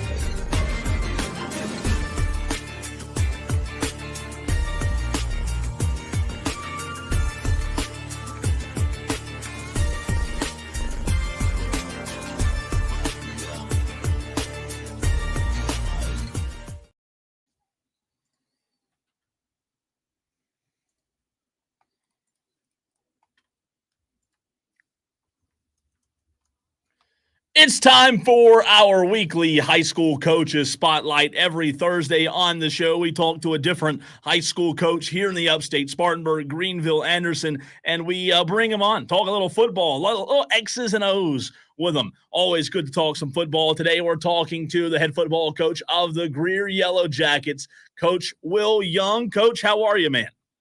Doing good, Cole. How are you? We are wonderful. We appreciate you hopping on with us, Coach. Look, I want to ask, we know that you're in your 20th season as head coach of the Greer Yellow Jackets. I'm sure you've experienced a lot of different type years, COVID, but the 2-week break that you guys got with the hurricane and having to stop play and stop practice, how does that rank or compare in terms of all the years that you've coached football at the high school level, of just how weird and abnormal that month was for you? Oh, well, it's no doubt. I mean, I lived through Hugo and kind of remember that. And I was in high school at the time. And, what these young people have experienced with, once again, you mentioned COVID and then now this, just two things that just don't happen a lot. And it's different for kids. It's different for coaches. Forces you to adjust in ways that have never been done before. But we're fortunate. We're fortunate that all our kids are healthy. Everything's doing okay. And there's a lot of people who got it worse off than we did. Folks in North Carolina, people down in Florida. So we're thankful to be able to be back playing again. Coach Will Young, head coach of the Greer Yellow Jackets football team, joining us here on Wire to Wire with Diesel and Cole Bryson. Coach, you've had definitely an up and down season, a slow start, but then, man, you've really picked it up over the past 3 weeks, wins against Burns, Berea, and Blue Ridge, where it seems like your defense has really figured something out. Can you kind of put a finger on what happened defensively the past 3 weeks compared to what was happening defensively in games 1, 2, and 3? Well, obviously the teams that played in games 1, 2, and 3 are really good. We weren't quite at the level we think we are right now. I thought we started turning the corner in the fourth quarter of the Hillcrest game. We had a huge defensive stop in that fourth quarter down on the goal line, and then offensively we were able to march at 99 yards and score, give us a chance to win that game. We did not win it, but it gave us a chance to win the game at the end. Just off that kind of changed the momentum of the team for most of the year. We played Burns next, get a win there.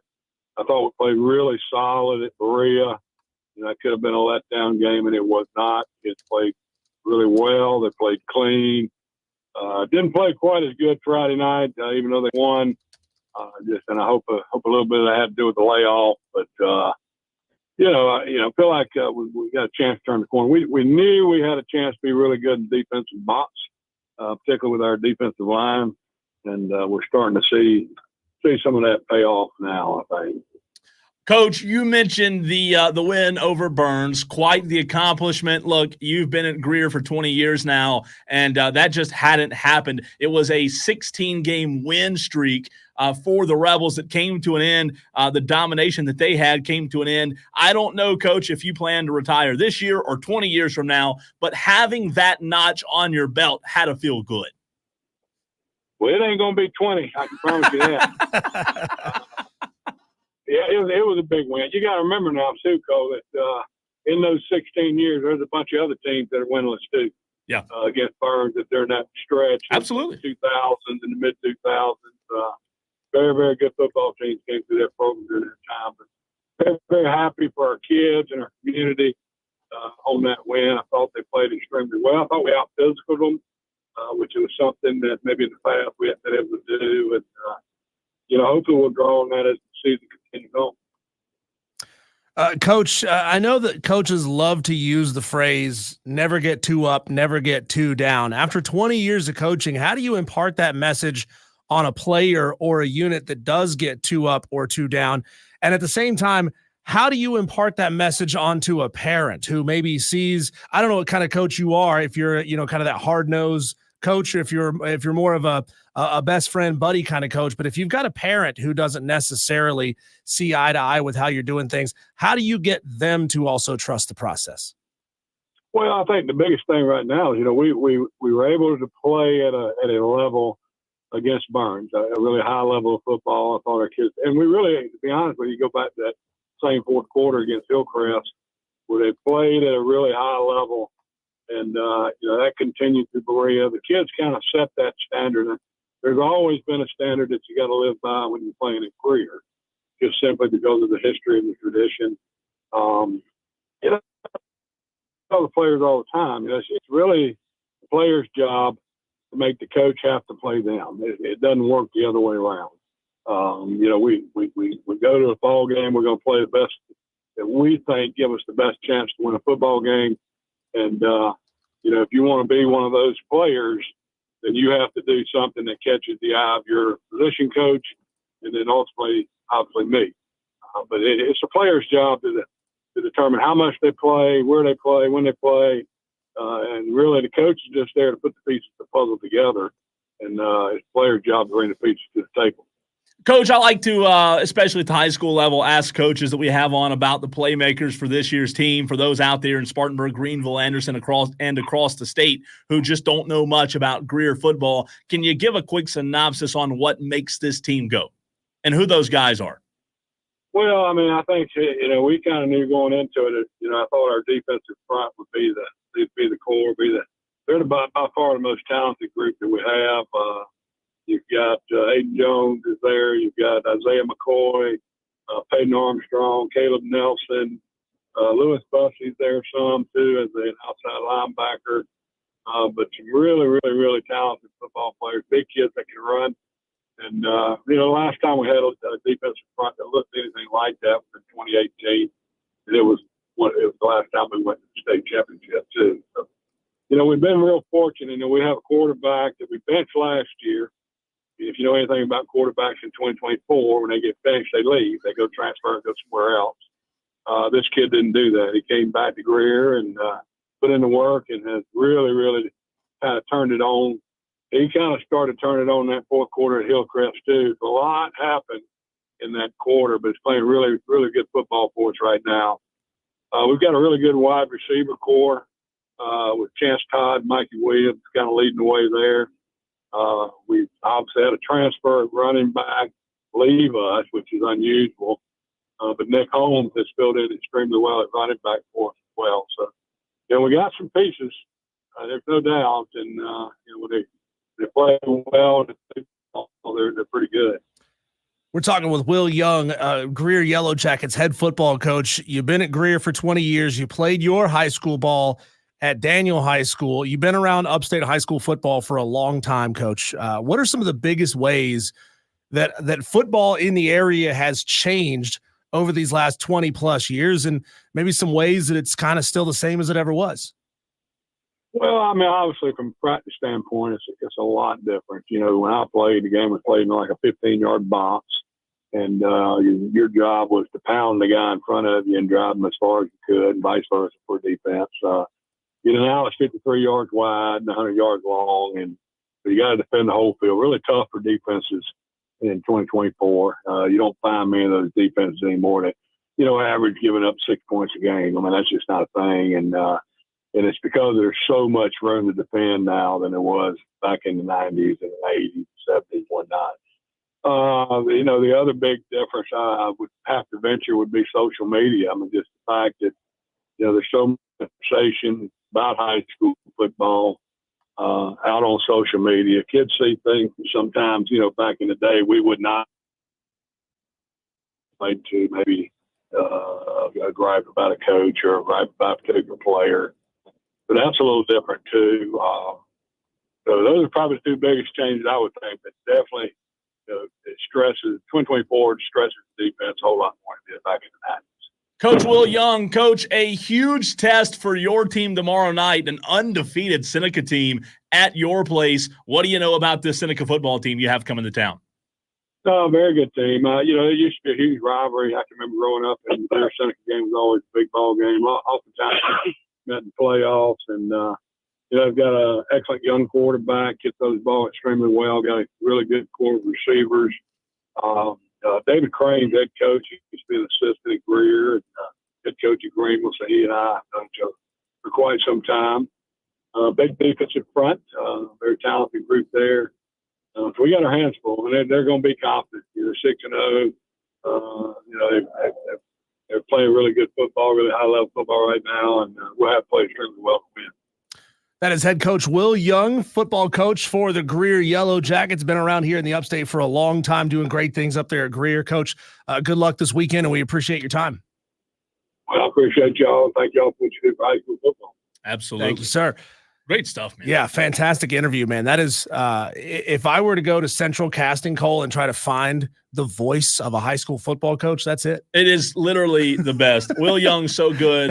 Look, he's been doing this for a very long time, and have greatly look, the fact that I've been able to cover him in my 12 years, he's been fantastic. He's been fantastic. It's been a lot of fun. And he's a good coach, man. He's a good coach. And you know what? Maybe my favorite comment ever about what do quarterbacks do in 2024 if they're benched. Well, they transfer. Yeah. And theirs didn't. Yeah. That's so true. And you know, I didn't get a chance to ask him this question. It kind of popped into my head late, Cole.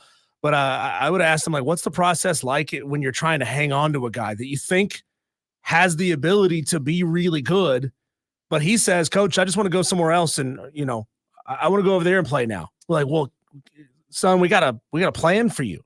We got something we want to do to develop you and make you the quarterback that you need to be here at Greer, for example. That's got to be a tough part of the job. I'll tell you what I think it comes down to. It's one word. It's parents. Yeah. I mean, I've seen it. I'm sorry. I think that's the issue. And again, I know that we have a lot of parents out there, but I've seen it, man. I've seen it firsthand. That's kind of why I asked the question about, you know, getting through to the parents who maybe don't like the way an individual coach, and I'm not calling Coach Hall out for doing that, or Coach Young out for doing that. Yeah. But you got to deal with the parents too. It's crazy, man. Yeah. I'm telling you.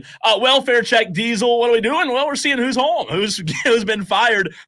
Coach Tony Bennett has retired from college basketball, but on the gridiron, we'll look and see those hot seat coaches, just how hot have they gotten next.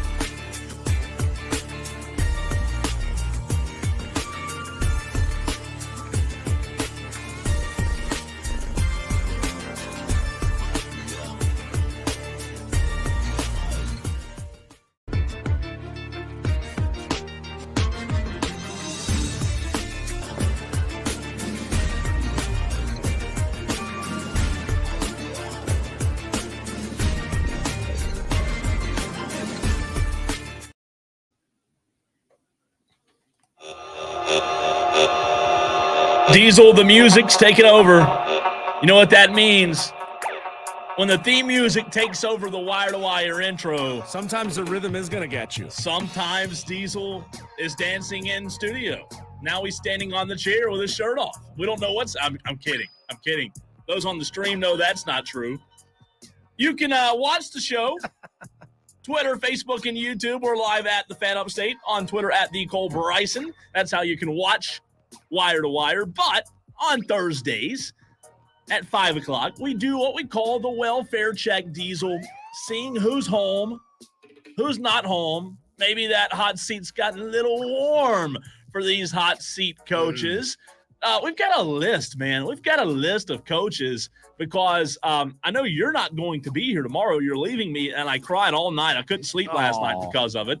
So we have to get all these coaches cramped in today. I left a headshot under your pillow, so you're gonna have it tomorrow. Just take it with you. Take it to the ball game. Stick it to the wall. Yeah, pretend like I'm there with you. That's a great idea.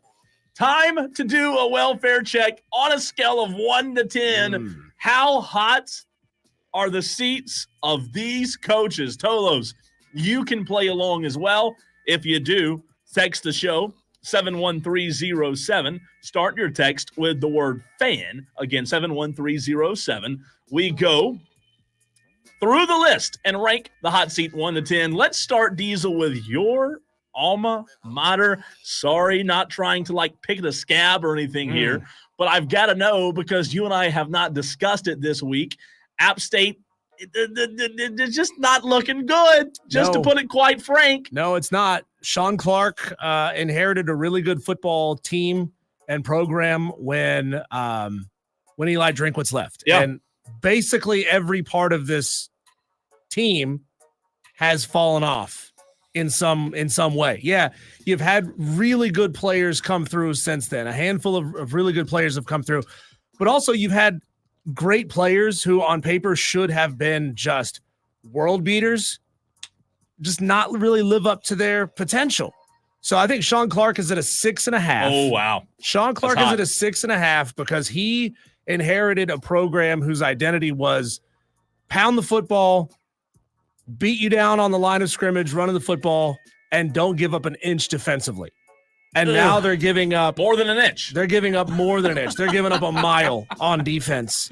I mean, I was just talking to an alumni buddy of mine. In 2019, fans wanted defensive coordinator Ted Roof's head after he gave up more than 30 points in games 2, 3, and 4 of that football season. Cole, by the end of that season, App ended the season with 3 straight games of giving up fewer than 7 points. And that is the identity fans demand on defense, and this defense friggin' sucks. It is turned into a good old boys club with a bunch of dudes who have been around for a long, long time that are never going to leave. If things are going great, they were never going to leave and take another job, and it's failed miserably. Sean Clark, 6.5. And right now, by the way, if you don't follow App State football, they are 2-4 on the season. You didn't have to say it out loud. I'm sorry. I'll whisper next. I'll whisper it next time. They're 0-3 in the conference. They have Liberty. The Liberty game was canceled. Oh, that's right. I'm sorry. I'm looking wrong. By this week. By this week, and then Georgia State the next week, right? So Liberty game won't be made up at all, right? I don't think that one won't get made up. I don't think Georgia State has ever beaten App State since we've been in the same conference. Oh, God. So that could be a straw that breaks the camel's back. Oh. You don't lose to Georgia State in the first year of a new head coach there. Yeah, it makes sense. I mean, you've got – because remember, Sean Elliott left there to go be position coach at South Carolina. Correct. You've got Old Dominion after that, Coastal, James Madison. I'm with you. Obviously, I'm not ingrained in App State like you are, but I don't know. Tell me if I'm wrong. It just seems as if the style of players that are being recruited aren't really fitting the system that he's wanting to run.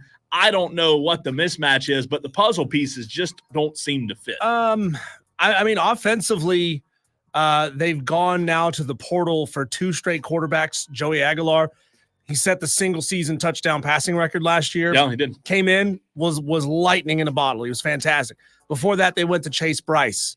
Before that, they had multiple quarterbacks in a row that they recruited out of high school that stepped up and earned the job. I don't think quarterback position is the problem. I don't think skill positions are the problem. It's the defense. The defense is friggin' awful. Yeah. And they've now had 2 defensive coordinators in a row who were both on staff there previously at some other point and then came back to be on staff. I mean, I think Sean Clark knows how to hire a staff. It's a good point. It's a good point. Maybe you're right. You know what? 6.5. Look, I defer to you on App State because obviously you're ingrained there. It is 2 and 4 is not where you want to be. Yeah, the biggest problem I'll say 6 is that one of the biggest donors, the guy that literally has his name on the press box, loves him.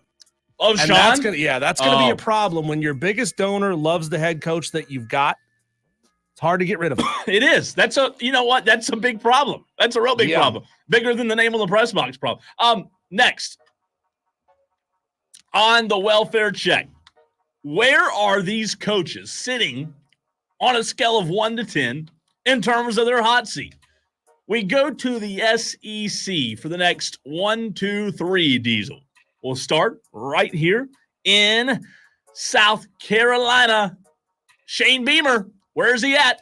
Shane Beamer sits right now at a 4.5. Okay. 1 is no pressure whatsoever. Right. 10, lightning hot. He's at a 4.5 right now. Yeah. He wins on Saturday, beats Oklahoma. That probably comes down to a 3.5 or a 3.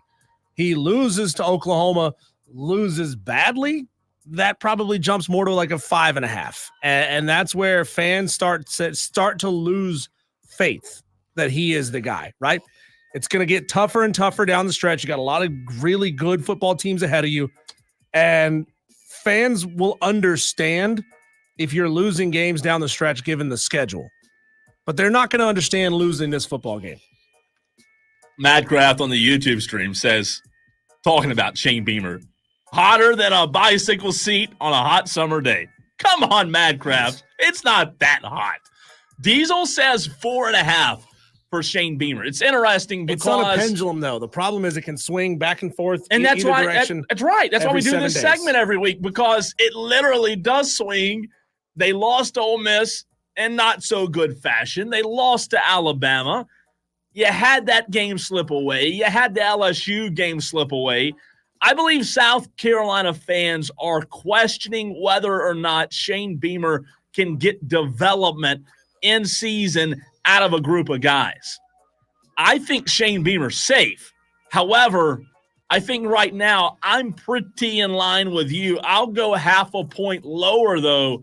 I say, no, you know what? Screw it. I'll go an entire point lower. I say 3.5 out of 10. Again, 1 being safe, 10 being very hot. But again, subject to change. You put the asterisk, Diesel. You put subject to change. This could change very quickly, especially if they lose to Oklahoma. But right now, on a scale of 1 to 10, I have Shane Beamer at a 3.5. Next, staying in the SEC. Billy Napier's been on this list every week, deservingly so. Sometimes coaches fall off the list. Yeah. Billy Napier, they had a good win a few weeks ago. They actually strung a few wins together, Diesel. Had a good performance last week against Tennessee. In a loss. So no moral victories on this show. However, you do have to give them credit for showing up and not getting blown out. Where do you have the head ball coach of the Gators at? I think he's at a 6. I don't know where he was the last time we talked about Billy Napier. I think his seat is cooling ever so slightly. And it's because he's had good performances. Maybe some fans, a minority of fans who have a little bit of common sense will look at the schedule and say, this is brutal tough. And you look like you're very close against some very good football teams. Billy Napier in this situation, Cole, is acquitting himself almost the same way Shane Beamer is. You know, this fan base is so fickle. They're going to come down temperature-wise a little bit slower in Gainesville. But I think with every win and loss, depending on who it is and how they lose or win, there's a lot of movement there. You know, it's interesting because, like, they have looked formidable, Diesel, and that's kind of throws a wrench in this conversation a little bit. I do like your 6 because at the end of the day, whether or not they perform well, Diesel, I believe you are delaying the inevitable. I really do. I believe you're delaying it. I think he's going to get canned regardless of what happens this season. I will agree with you and also make it a 6. We'll keep it at 6-6 and not put one more there. But I also like Billy Napier at a 6 out of 10 in terms of his hot seat. Staying in the SEC for one more. Sam Pittman, you beat Tennessee. Cools your seat off significantly, right? Sam Pittman is at a 5.68274. Oh, 5.68274. Let me write that down. Texter says, Upstate, good Lord. You have 10 numbers to choose from. Stop with the 0.5. My God, you're driving me crazy. Pick either 4 or 5 and make a commitment. Geez. Jeez. What do you mean, geez, Texter? I wish I had your problems. That whole statement, Cole, there was one piece of punctuation. It was after the Lord. Good Lord. Pause. You have 10 numbers to choose from. Texter not happy. Texter, don't tell me how to do my job. I won't tell you how to flip burgers. Oh. Diesel's firing back. 5.62174 for Sam Pittman. 5.612. Is that what you had? Look, I don't know, Niner. man. Did I hear a niner in there? I like 4. I just give them a ton of credit. Tennessee was talked about as being a national championship contender. Like they were talked about as being the dark horse in the entire country. Yeah, but Sam Pittman and that Arkansas fan base has to be thinking enough's enough. Like at some point, he's doing like just enough not to get fired. I know. Right? I know. He's doing just enough. At what point is that exhausting? You know, it reminds me, the Sam Pittman conversation, Diesel, reminds me of the conversation you and I had all winter and spring this year about Mark Kingston, right? At South Carolina. Exhausted fan base. But what did Mark Kingston do? Mark Kingston always got the baseball team to do just enough to keep his job. Yeah. It kind of feels the same way with Sam Pittman in Arkansas. It really does. I haven't been a 4 just because feels to me that there's a little bit of that going on in Columbia. Well, it's still young on Shane Beamer's tenure, but there's a considerable amount of that going on. No, not Ray Tanner. Let's leave the SEC if you want to. Let's go to Southern Cal, where it's nice. It's in the 70s, usually 71, 72, partly cloudy, and sunny. Lincoln Riley. They have been a disappointment. You know, coming into the season, Diesel, maybe by mistake, I gave Lincoln Riley the benefit of the doubt. I had a little bit of optimism that maybe Lincoln Riley in Southern Cal this year with a good quarterback could have a breakout season. However, they have not done that. They have been disappointing. USC's not a threat. They can't even have a winning record, for goodness sake. Yeah. I don't know where we're at. I think his seat's very hot, but I'll let you go first. Well, with him, it's not an offensive problem. Lincoln Riley's problem has never been offensive. It's been defensive. He can't stop anyone. They gave up 20 points to LSU, 27 points to Michigan, 21 to Wisconsin, not the best Big Ten team, 24 to Minnesota, 33 to Penn State. They can't stop anybody. Yeah, you're right. It is his job to find the right defensive coordinator to fix that. By the way, there's a coordinator at App State, I'm sure, who would love the pay raise, Lincoln, if you're looking to hire. So I think Lincoln himself is on a 4 because the industry still looks at Lincoln as this wonderkind. Okay. But they got to get a defense figured out. So I don't know that you throw that baby out with the bathwater. So Jerry. Lincoln's at a 4. Well, he said dishwater. Did he really say dishwater? Don't throw the rag out with the dishwater or something? Is that what he said? Yeah, like Jerry Jones does his own dishes. What is dishes? What Jerry don't? He just throws them away and buys new china. I'm going 6. Really? 6 out of 10 for Lincoln Riley. I think it's getting hot. They're 3-3, man. That's 1-3 in the conference. It's just unacceptable. You lost to Michigan, Minnesota, and Penn. Look, I know they're all close losses, and you were in every game. But come on, man. At some point, you've got to turn the corner. There's no signs right now that Lincoln Riley is turning the corner. Texter says Sean Clark, 7.5, Beamer 5, Napier 5.5. That comes from Gus Mosley. Gus, yeah, Texter, why don't you go after Gus for using 0.5s?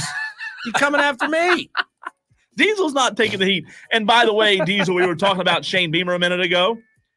Just 1 minute ago, Shane Beamer tweets out with the Palmetto flag emoji. What a great, all caps, way to start the weekend. All caps, wow. Gamecock football recruiting is fire emoji, fire emoji, fire emoji times 19 more right now. Hashtag welcome home.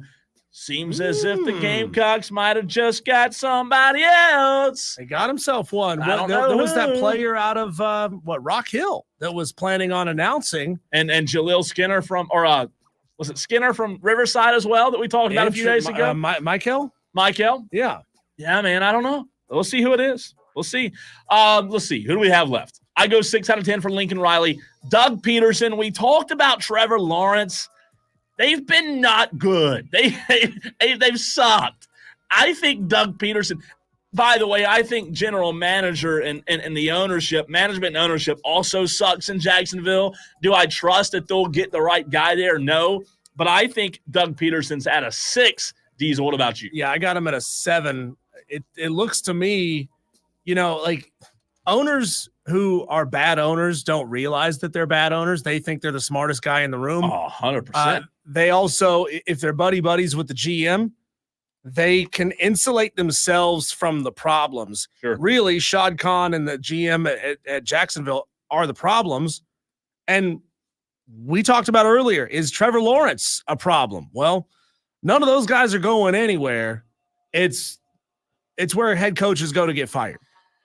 So it's not a good I got him at a 7. Okay, 2 more. Yep. 1 more in the NFL, and we'll go back to college for the last one.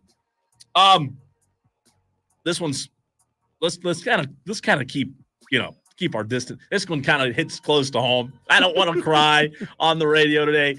Mike McCarthy. 9. Oh my God. 9. Jerry seems like he's that close to making another move. Jerry, we've talked about this how many times with him being a fiercely loyal guy to a player. Once he decides that guy is my guy, it takes hell or high water to get him out of that position. It does. And that's his problem. Jerry has decided, and he's now paid him, Dak Prescott is his guy. He was like that with Tony Romo. He's now like that with Dak. Mike McCarthy's ass is grass. He's gone. 9. You know what? It's hard to push back. It's hard to disagree. I think I'm going to 100% agree with you and also go 9. Now, 9's hot. 9's really hot. I thought about going 8. They have a bye, so it might go from a 9 to a 8.9.64444442. Well, we don't do fractions around here, Cole. We don't do fractions. We don't do decimal points. Texters can't handle that. And Diesel, not to mention after the bye, you know who the Cowboys play 2 weeks? San Francisco. Ouch. So it might go from a 9 to a 10 or an 11, or he's gone. I don't think it'll happen mid-season, but it's definitely hot. 1 more on today's welfare. By the way, Buckeye Mike, I know you guys just lost, but come on. Buckeye Mike chimes in on the text line, Diesel. Ryan Day, 7.5. DC Jim Knowles, 10. OL coach Justin Fry, 10. He's ready to clean house after 1 loss. Buckeye Mike. There's 130 other programs. I say this all the time. There's 130 some odd programs out there begging Ohio State to be stupid enough to fire Ryan Day. Yeah. And there's a couple that won't admit it, but they really wish they could go after Ryan Day as well. They try to say, "Oh, we're set, right? We're good over here." No, you're not. If you could get Ryan Day, you would back up a Brinks truck to go get him. Ryan Day's seat's not hot. It's not hot. It's just whatever the temperature is in Ohio right now, that's what it is. It's probably, really, it's cold here. It's probably colder there. It's not hot. Look, he's not even on our list. Last but not least, well, maybe he is the least. Maybe he's the worst on the list right now, Diesel. Sorry to disrespect Mr. Mac Brown like that, but we all know that North Carolina's not good. They're not getting better. And this, talk about delaying the inevitable. It seems as if the writing's on the wall for the UNC coach. What do you have him ranked at? I think Mac Brown sits at an 8 at the moment. Things are bad. Things are really bad in Chapel Hill, North Carolina. Mac Brown was supposed to be brought in as this savior. He's going to go out on top, right? He was going to bring UNC football back to prominence and then hand it off to the next guy. And that has not been the case. Things are not going well over the last couple of seasons, right? UNC has taken some head-scratching losses. So Mac is at an 8, and I would be floored if he came back for the 2025 season. No, there's no way he comes back. There's no way. There's absolutely no way. I also, Diesel, have him at a – actually, you know what? I'm going to go 7.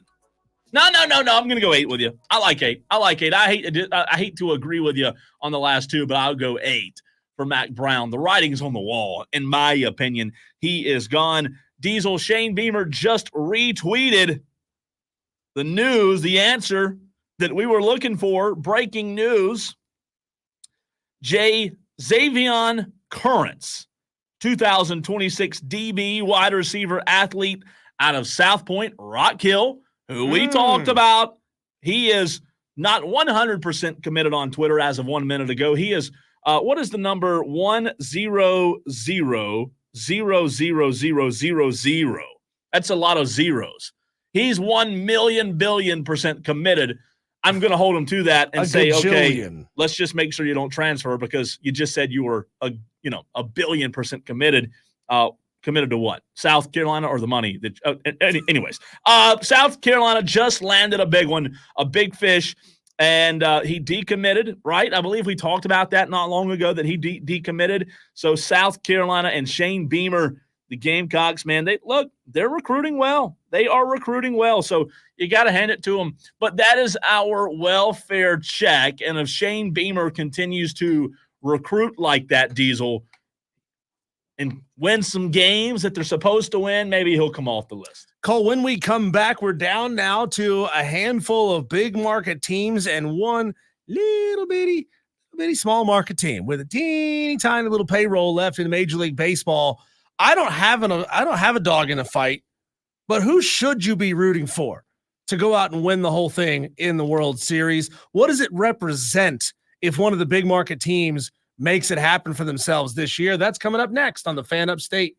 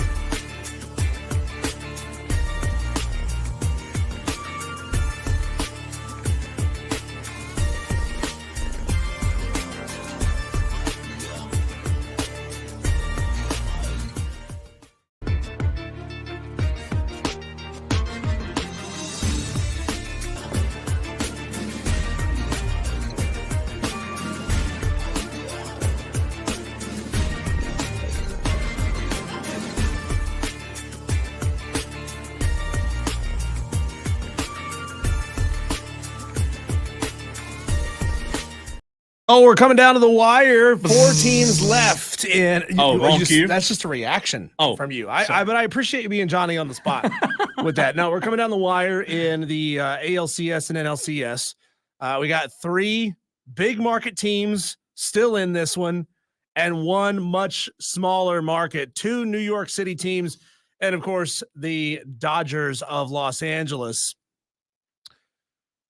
Now, I mean, I know Cleveland is not a tiny market, but compared to New York and compared to LA, it is. But they are tiny, Cole, when it comes to spending and the payrolls that they have in Major League Baseball. Highest payroll in 2024, New York Mets, $305 million. New York Yankees, number 2 with $303 million. The LA Dodgers, number 3 with $249 million. And then it's a long way down until you get to the Cleveland Guardians. So here's what we have. We have the 3 highest payrolls in Major League Baseball, and the plucky come from behind Cleveland Guardians, who have the 28th highest payroll, or in other words, the 3rd lowest payroll in Major League Baseball at $93.3 million, Cole. That's a lot of money. Is whoever can spend the most money what we really want Major League Baseball to be? Well, I mean, I know it's great for the ratings right now. People are watching it, and it's kind of the way it's always been, right? The Yankees have always had one of the, if not the highest payroll in Major League Baseball year in and year out. They have the money. They can afford to outspend everyone else. They basically use the entire league as the farm system. Like, hey, we like this guy over there at the this guy that's doing it over there in Oakland. Hey, we like that guy who's doing it over there in Kansas City. Hey, we like that guy that's doing it down there in Texas. Let's just throw a lot of money at him. Well, here, to answer your question, I'll say I like it because it's not always this way. It's not always this way. My biggest gripe with the Dodgers and the Yankees and the Mets, I mean, you can break them down one by one. We could spend 30 minutes on each, but you talk about the Mets. Let's start with them because they have the highest.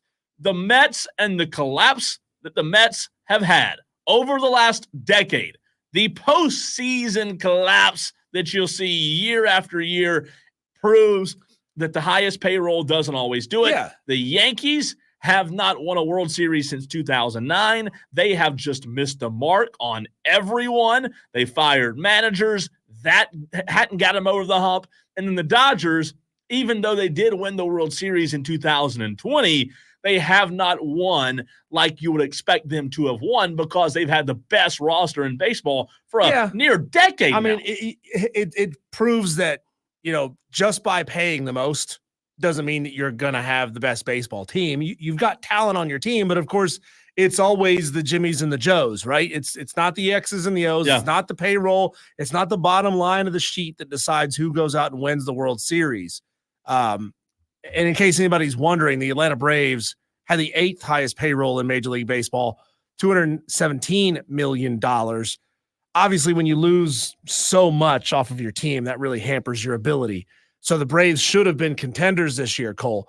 But I beg the question, and before we actually get to my question, explain to me how the White Sox had a middle of the Major League Baseball salary cap, but were historically bad. Always 121 losses, 15th out of 30, dead in the middle. Same reason Cowboys paid Dak Prescott $8 billion. Because you got stupid people throwing around money, right? White Sox have had good players. If you've got smart GMs and owners throwing around a lot of money, it pretty much guarantees you a good chance to go win. Yeah. But if you've got stupid owners and GMs throwing around a lot of money, well, now you're in a situation where you have the 15th highest payroll. You should have been a 500 baseball club.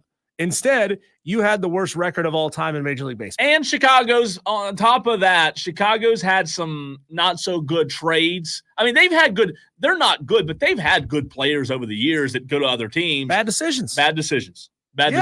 So here's what I want to debate in this segment here, Cole. If we had to choose for all U.S. sports going to a more egalitarian salary cap model where everybody has the same amount they can pay, or all U.S. sports going to the elitist model which means you can pay whatever you want to pay.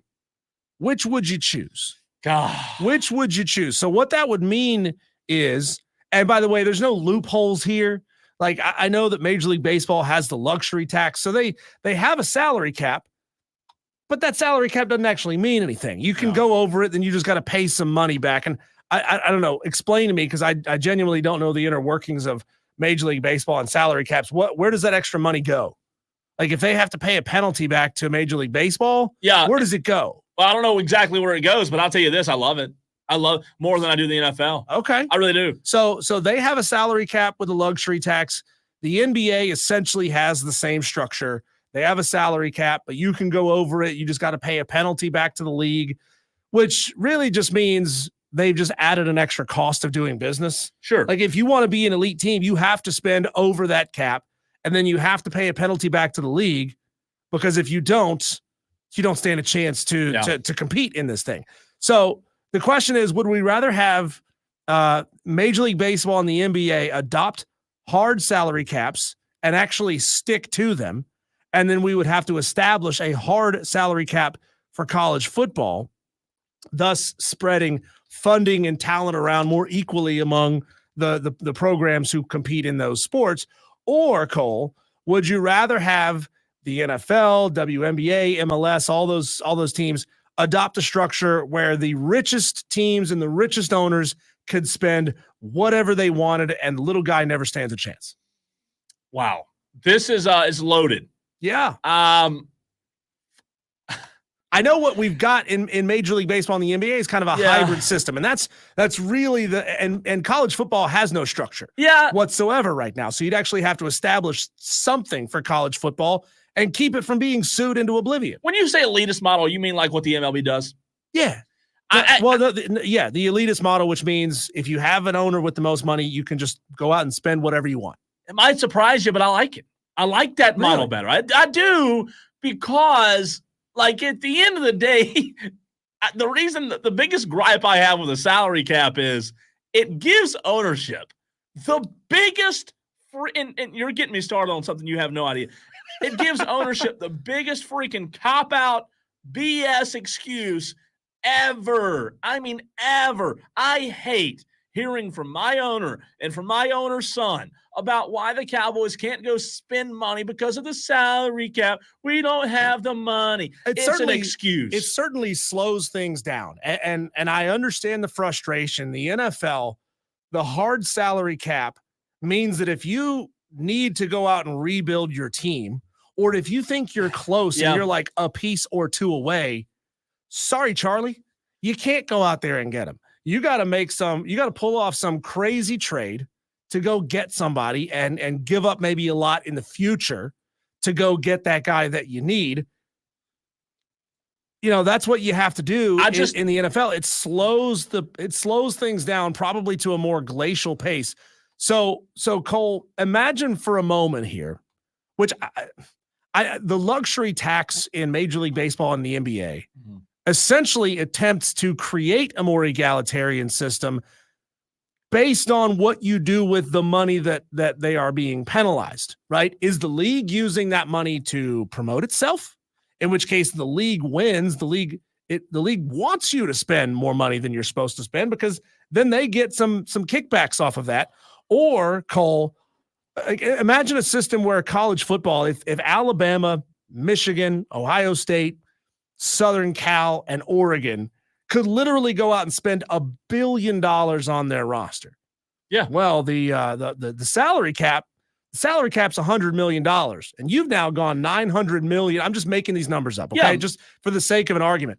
Now you got to pay a luxury tax back to the NCAA or whatever governing structure you have, and that money then gets trickled down to other schools. So imagine Alabama's luxury tax paying for UAB.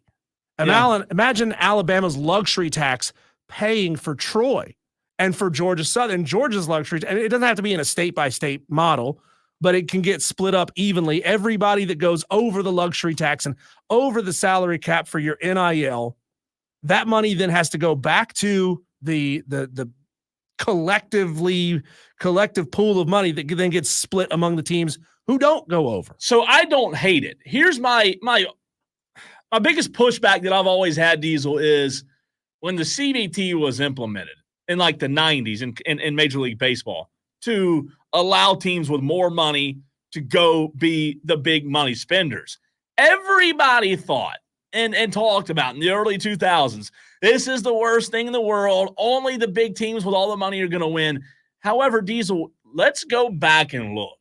From today to 1997, when the CBT and the luxury tax was implemented in the Major League Baseball system, there's been more parity and competitive balance in baseball. Yeah, guys go on runs and teams have runs, and like you can't just, like the Dodgers are a great example. When you have that much talent, you can't just not win. But there's been a ton of competitive balance for crying out loud. The Texas Rangers last season, Diesel, who the season before were one of the worst teams in the AL, one of the worst teams in the AL, go out, they get Bruce Bochy, they don't have the highest payroll, and guess what they do in Bruce Bochy's first year? They go and win the World Series. There's great competitive balance, and that's why I like it. So I just Googled, what does the NBA do with the luxury tax money?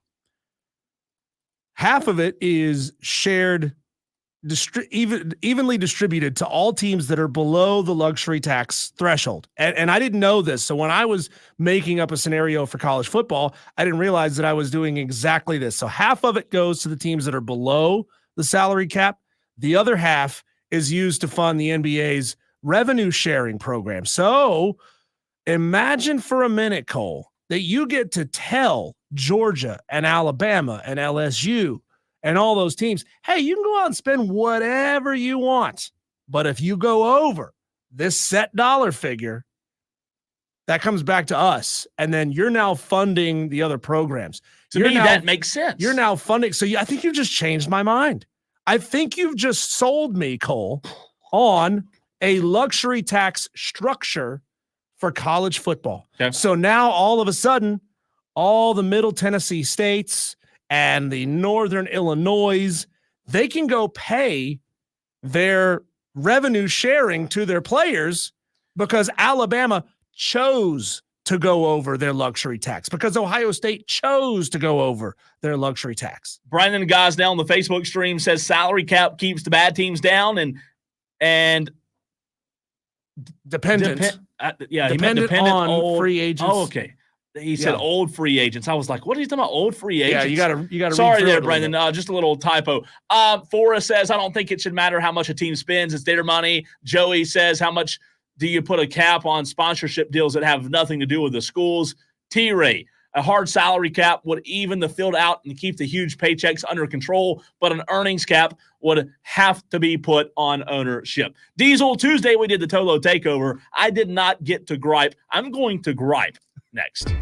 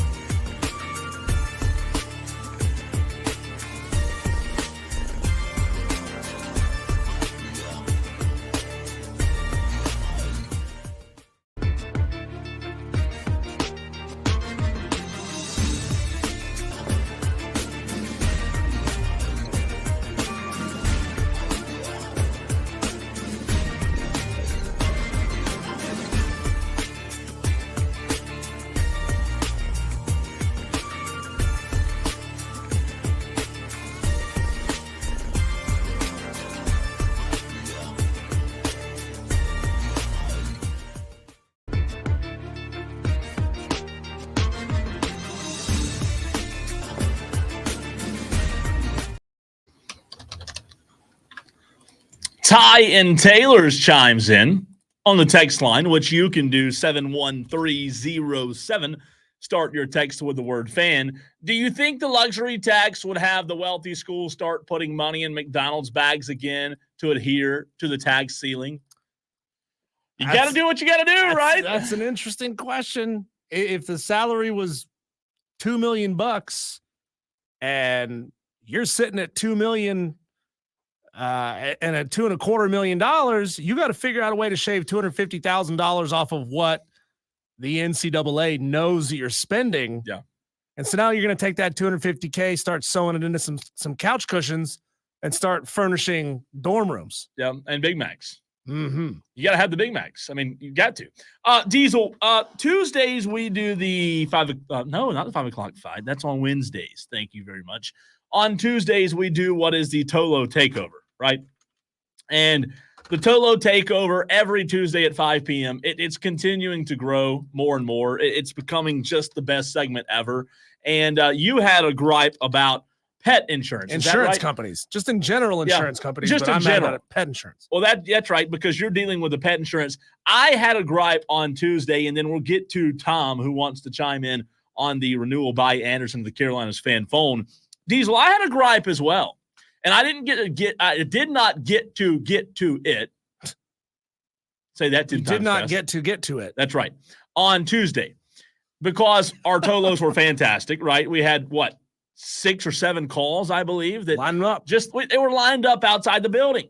But I'll tell you what just drives me crazy, man. And I put this on the rundown because I want to hear from our Tolos on which side of the coin they find themselves on. When I go from here to my house, it's about 35, 40 minutes, depending on traffic, which I live in Boiling Springs. When I go from my house to somewhere that's 2 to 3 minutes down the road, I'm going to do the same thing regardless of the distance of the trip. Doesn't matter if I'm going 5 minutes down the road or if I'm going to Arkansas to duck hunt. I'm going to use my GPS. Why do I use my GPS even if I know where I'm going? Well, I don't want to be caught in a freaking wreck and sit there for 3 hours. My biggest gripe, and I did this weekend, is riding on Saturday. Riding with people who, let's say we're going to go from one side of town to the other or from Spartanburg to Greenville and vice versa. They get in the car and they say, wonder if we should go around this way and get on this road and then come back.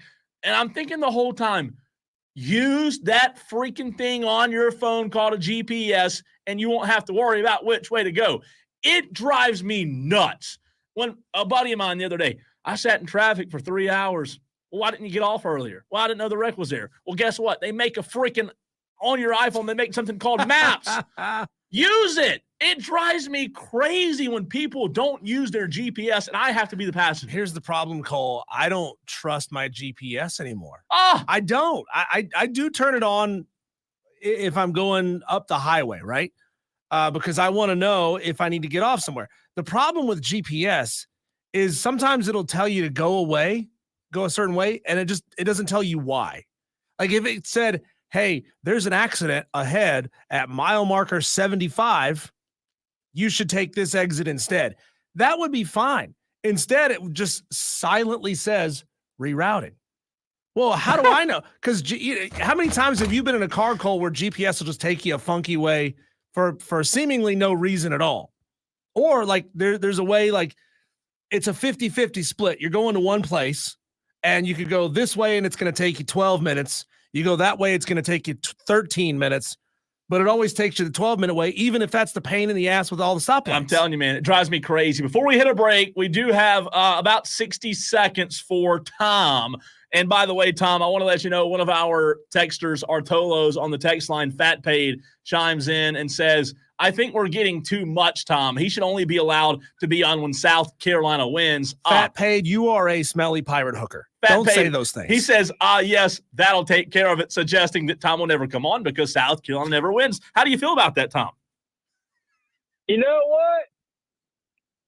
Well, Gamecock's going to win on Saturday. You can write it down, mark it up, whatever you want to do. But I got one thing I want to gripe about. Okay. Is these people who complain about NIL's ruining college sports and the transfer portal is ruining college sports. They don't know what they're talking about, and it drives me crazy. I about got told to leave work today over this crap. So, for instance, today, obviously, Tony Bennett decided to retire 2 weeks before the season starts. How is that fair to the athletes at the University of Virginia that their head coach 2 weeks before the season starts says, hey, bye, I'm gone. You go do your own thing. Like, people want to complain about the players in the transfer portal. What they don't get is coaches have free will to do whatever they want, and it affects the college athletes. Thanks, So Tom. We've got to run, athletes. Tom. We appreciate the call. He's livid, Diesel. He's fired up. Livid. He's fired up, but that's an argument we've been hearing now for years, Tom. We've been hearing that argument for years. I want to hear something different when it comes to college athletics and the transfer portal. Give me another reason. Give me an actual good reason. Give me a good reason. When we come back, we talked to Clay Hendrix, head football coach of the Furman Paladins, who are playing their homecoming game this weekend against Western Carolina. We'll hear from Clay next.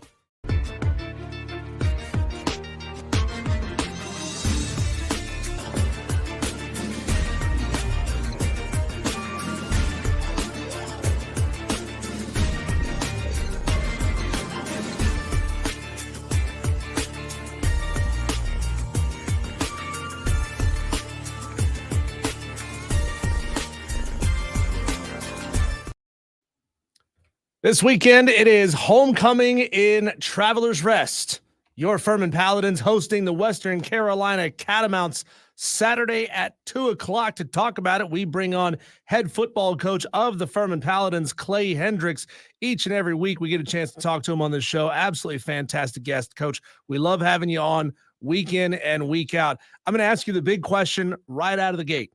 Western Carolina, they have a heck of a quarterback in Gonzalez. He seems to really love targeting A.J. Colombo far more than anyone else. Can you contain him and force Gonzalez to find his other targets? Well, I certainly hope we can. They're a little different team than they were maybe a year ago. Changing coordinator, even though they're doing a lot of the same things. Probably had a few more different guys they went to a little bit more a year ago. I don't know. I think you got to pay attention where Colombo is because he's certainly a really good player. Gonzalez can hurt you with his feet. A few design runs, but I think for us it's going to be really more about can we prevent the run or limit their running game, and then which will give us a chance to get after him, which we did a good job of a year ago. But it'll certainly be a challenge for us. Coach, we talk to you every single Thursday, but something that you said after the loss to Ole Miss that stuck with me that I wanted to ask you about after this past Saturday's loss to Chattanooga, 41-10. We talked about how with the Ole Miss game, you really couldn't take much from it. You just really didn't know where your team was. And I remember you several weeks in a row saying you just didn't know where your team was after that Ole Miss game. What can you take now from a in-conference SoCon loss to Chattanooga? Well, I don't know. I felt like the score wasn't indicative of they played significantly better than we did, and that was the difference. But just, I think the biggest thing for us, if we can take care of the football, I think our 3 FCS losses, we've had 12 turnovers. And it's certainly hard to win any game, if you do that. But I just, I know we're getting better. We're it's a little bit of a broken record. I looked up at times the other day, and all 5 skill guys on offense were freshmen. And Trey certainly as a young quarterback's doing some really good things. But I think if we can, we've shown if we can take care of the ball, it's going to give us a little better chance. We keep putting our defense in some bad spots. I just don't think we're that far from having a chance to be a pretty good team. We're not there right now, and we're certainly a work in progress. But I think we finally got the right, people in the right places. I think we've got to, quarterback-wise, I think, one of the things, for instance, this week's been we got to take a little bit off him. I think we've been maybe asking a little bit too much of him, even mentally. He's a really bright kid. Which I think will get everybody playing a little faster. And that's kind of been the focus of the week. Coach, can you go through some of the actionable steps that you and your staff are taking to limit those penalties and limit those mistakes? For example, we heard a few weeks ago down in Columbia, Shane Beamer's taping tennis balls to his offensive linemen's hands so that they can't grab a hold of jerseys and can't hold. So give our audience a little idea of what exactly you're doing to prevent some of these penalties or to coach away from that. Well, I actually think we've done a pretty good job of the penalties. I think we had 4 penalties last week, and I probably had a problem with most of them that got called. I think we had 4 last week. We had, I think, 1 offensive penalty the week before, which took away a touchdown, but also I was told by the conference it shouldn't have been a penalty. So I think we've done a pretty good job with that. I think it's just been the turnovers. I think when you're as young as we are in some places, we've been harping so much on just attention to detail and assignment wise. And yeah, certainly that's a huge part of what we do. But I think what we've got to do is get back to, playing a little bit what this program's been built on is playing with physicality and playing with great effort. I don't think effort's been bad, but it needs to be it needs to be ratcheted up a bit. And so that's kind of been our focus. And again, the turnover thing, we had 5 Saturday, and I don't know if you saw our game, but 2 of them weren't interceptions, and I got told that, which doesn't do me a lot of good right now. But we still would have had 3. Wow. We got credit with 5, which is still way too many. And I just, I think for the quarterback, and a lot of them have come from the quarterback position. So it's, again, trying to take a little bit off his plate, certainly needing to run the ball better. which I think helps everybody. I don't care what team you play for. If you do that, that helps your offense, that helps your defense, that helps your team. So, again, it's been baby steps, but if we can clean up the turnover aspect of it, we're certainly going to give ourselves a lot better chance to be successful. Coach, when it comes to the penalties and turnovers in the game that ended up not being penalties and turnovers that you just talked about, is that something in real time as the coach you could tell was incorrect on the field on Saturday? Yeah, one of them, I don't know if anybody saw it. They threw a pass that got batted and it bounced off the ground to the defensive lineman, and every official froze, and the kid ran it back 60 yards for a touchdown. So I've never seen it happen before. Replay didn't fix it. In fact, I was told it was confirmed. Wow. Then I was told this week it wasn't confirmed. You know, one of them was at one point it was a 10-3 game in the second quarter. So, you know, but right now we just got to find a way to create our own breaks. We're not getting a whole lot of them. We're not helping ourselves enough. And so I think sometimes when you have just the injuries and it's that, you know, they kind of compound each other. So we've got to be the ones to kind of right the ship, so to speak. And, you know, I go through the process, but nothing's going to change other than addressing it. And I've kind of purposely not tried to address a bunch of that this year, but I finally got to the point the last couple of weeks where I've kind of made my feelings known, and hopefully it'll help. We'll see. Head coach of the Furman Paladin football team, Clay Hendrix, joins us on the phone here on the Fan Upstate. Coach, by the way, I'll be at your game on Saturday, so maybe I can bring a little good mojo, a little good juju my way. But I wanted to get your thoughts on something that's just sweeping the college football world. That's just kind of come down in the last 36 hours or so. Your thoughts overall on the penalty that Oregon committed at the end of the game to run 4 seconds off the clock there? Do you consider that a creative bending of the rules? Do you consider that kind of dirty pool? And what do you think of the NCAA's new ruling that inside of 2.5 minutes, coaches would have the option to take the yards or get the time back? Yeah, I mean, I think he certainly just did a good job of using the rules to his benefit. You know, it's kind of like in recruiting. You know, there's lots of the major schools always found ways to get around rules, and so now they got to create new rules.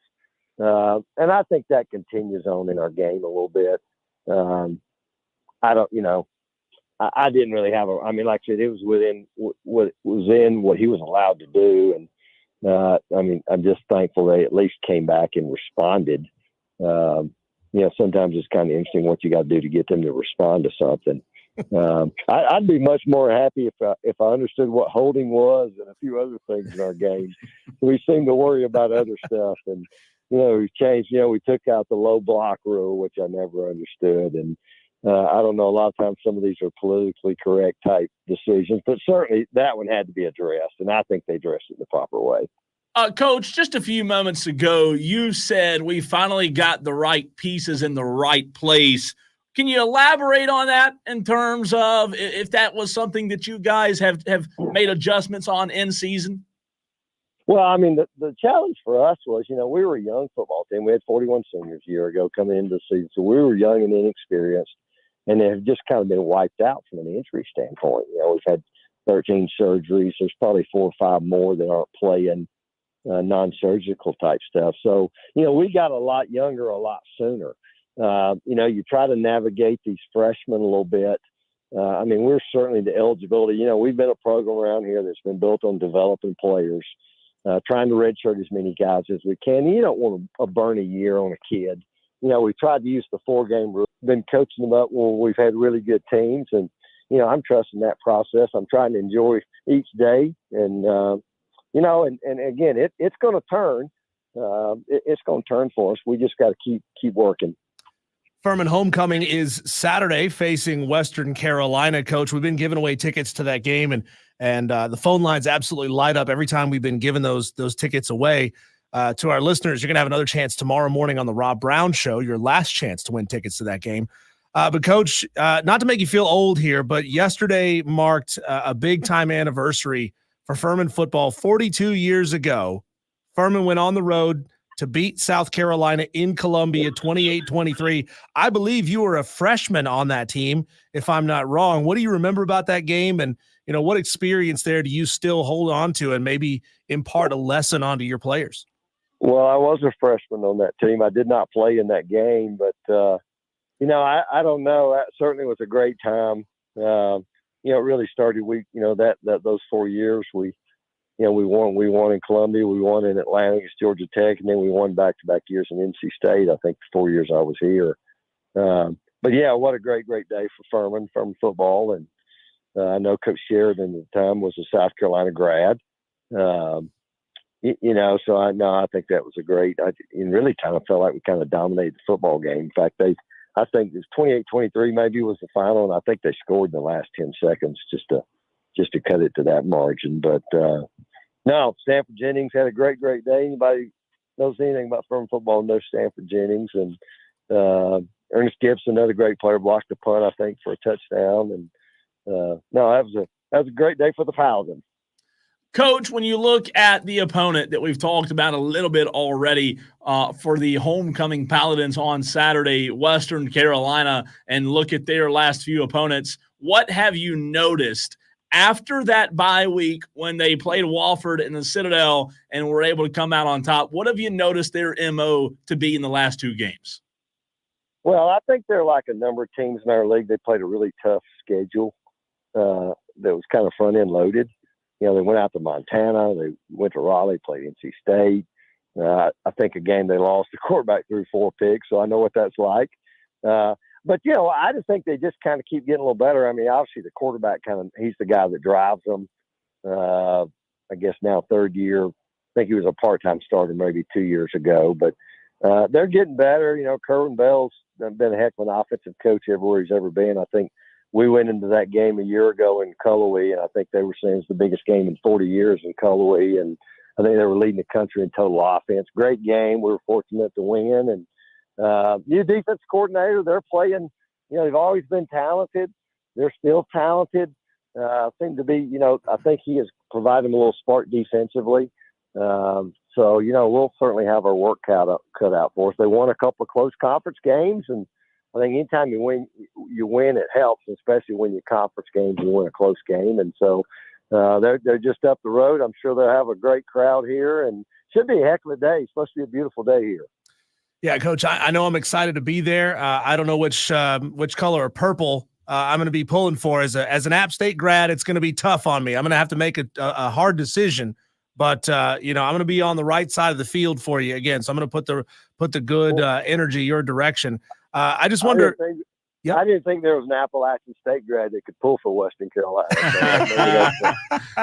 Yeah, I mean, those old rivalries die hard, Coach. It's been no doubt. It's been a couple of years since I've been in Furman's football stadium, as a matter of fact. So at least for a football game. So I'm going to be on the right side of the field this time. I can promise you that. Is there any little bit of game day prep that you did as a younger coach that now that you've been in this game for quite a while, you look back on and you say, that might have been a little crazy what I used to do back then? I think I'm pretty kind of a even keel kind of guy. I know I have lots of friends that do that. And, you guys all know Sean Elliott. I've known Sean for a long time, and I don't think I probably could do what he does. I probably wouldn't be able to hold up. You've never headbutted a player wearing a helmet? No, I tried to. No, I hadn't wanted to do that. If I did, I wanted to make sure I had a helmet on. That's right. I don't know. I just, I was an offensive line coach for almost 30 years before I became a head coach, and so I think I was too worried about just trying to make sure I had my guys ready to go.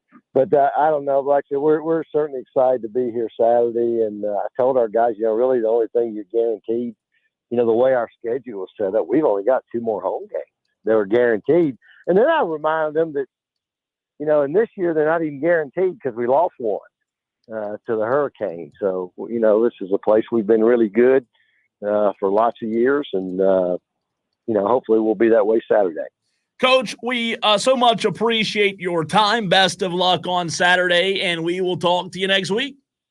That'd be great. It's always great being with you. Thank you. Thanks, Coach. Absolutely. That's Coach Clay Hendrix, the head football coach of the Furman Paladins.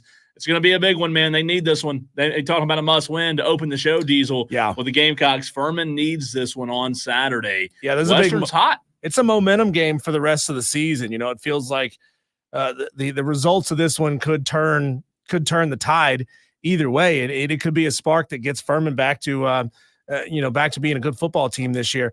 Texter says, since when did Furman move to Travelers Rest?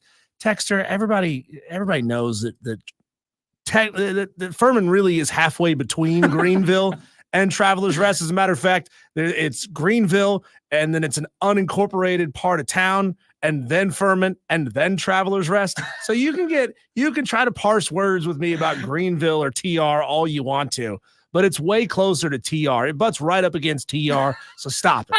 Stop it, would you?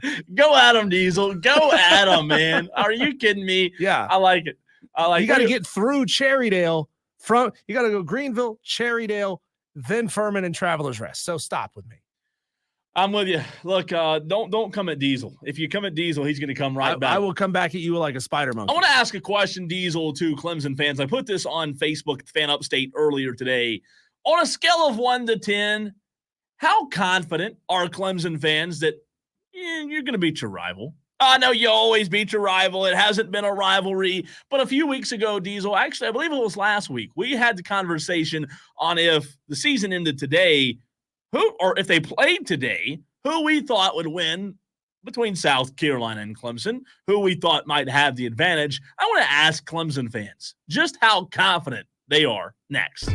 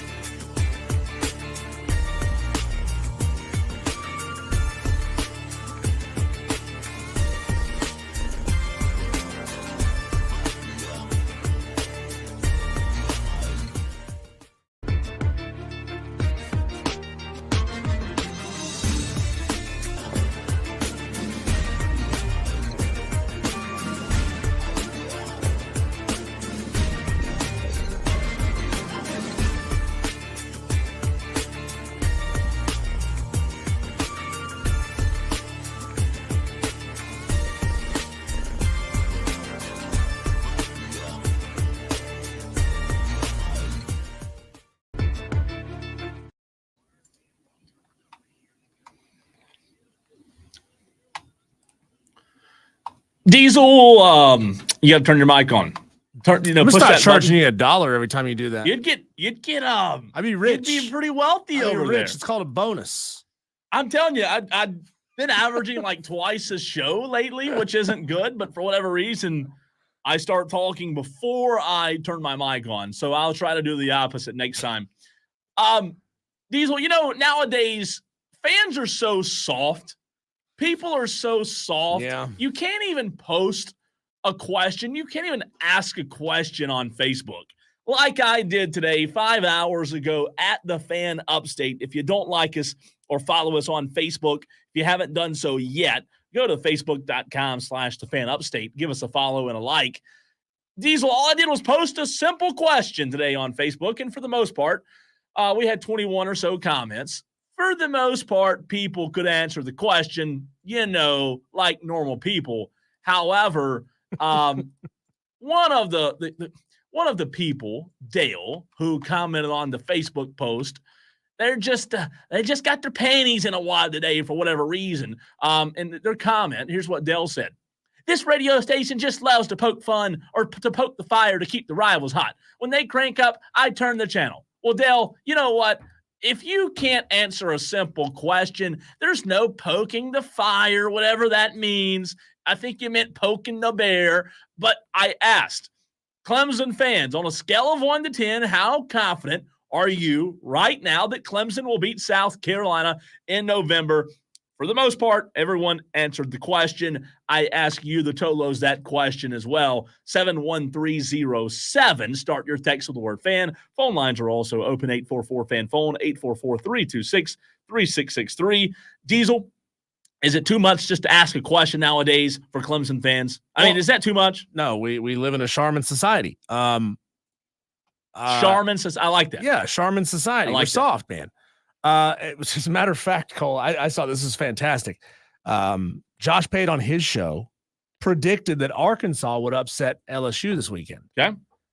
Some LSU fans got a hold of that, posted it on their internal message boards, and they created an AI image of Josh holding two little pigs, one under each arm, sprinting away, like sprinting down a path with 4 tigers on his rear end, trying to chase him down. And I had to look at this photo very discerningly to figure out if it was fake or if it was real.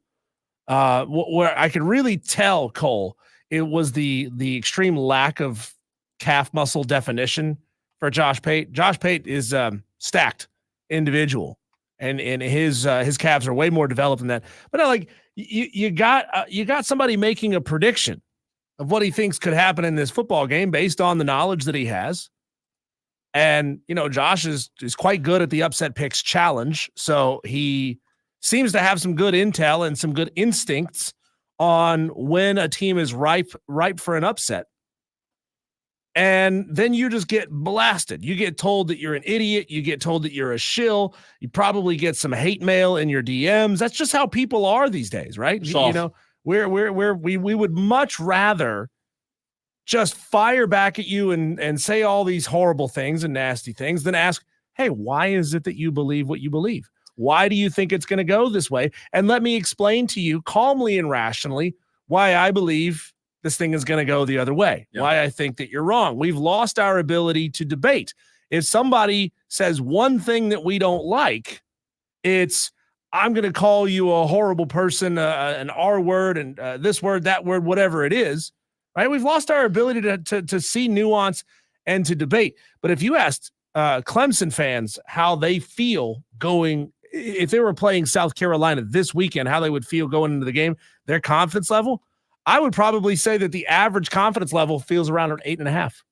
Texter from the 803 chimes in, which you can do on the text line 71307. Diesel says around 8.5 to a 9 is where he feels the overall confidence I hadn't even level read the text. Should be. Texter says not a Clemson fan, but the O-line would get tested.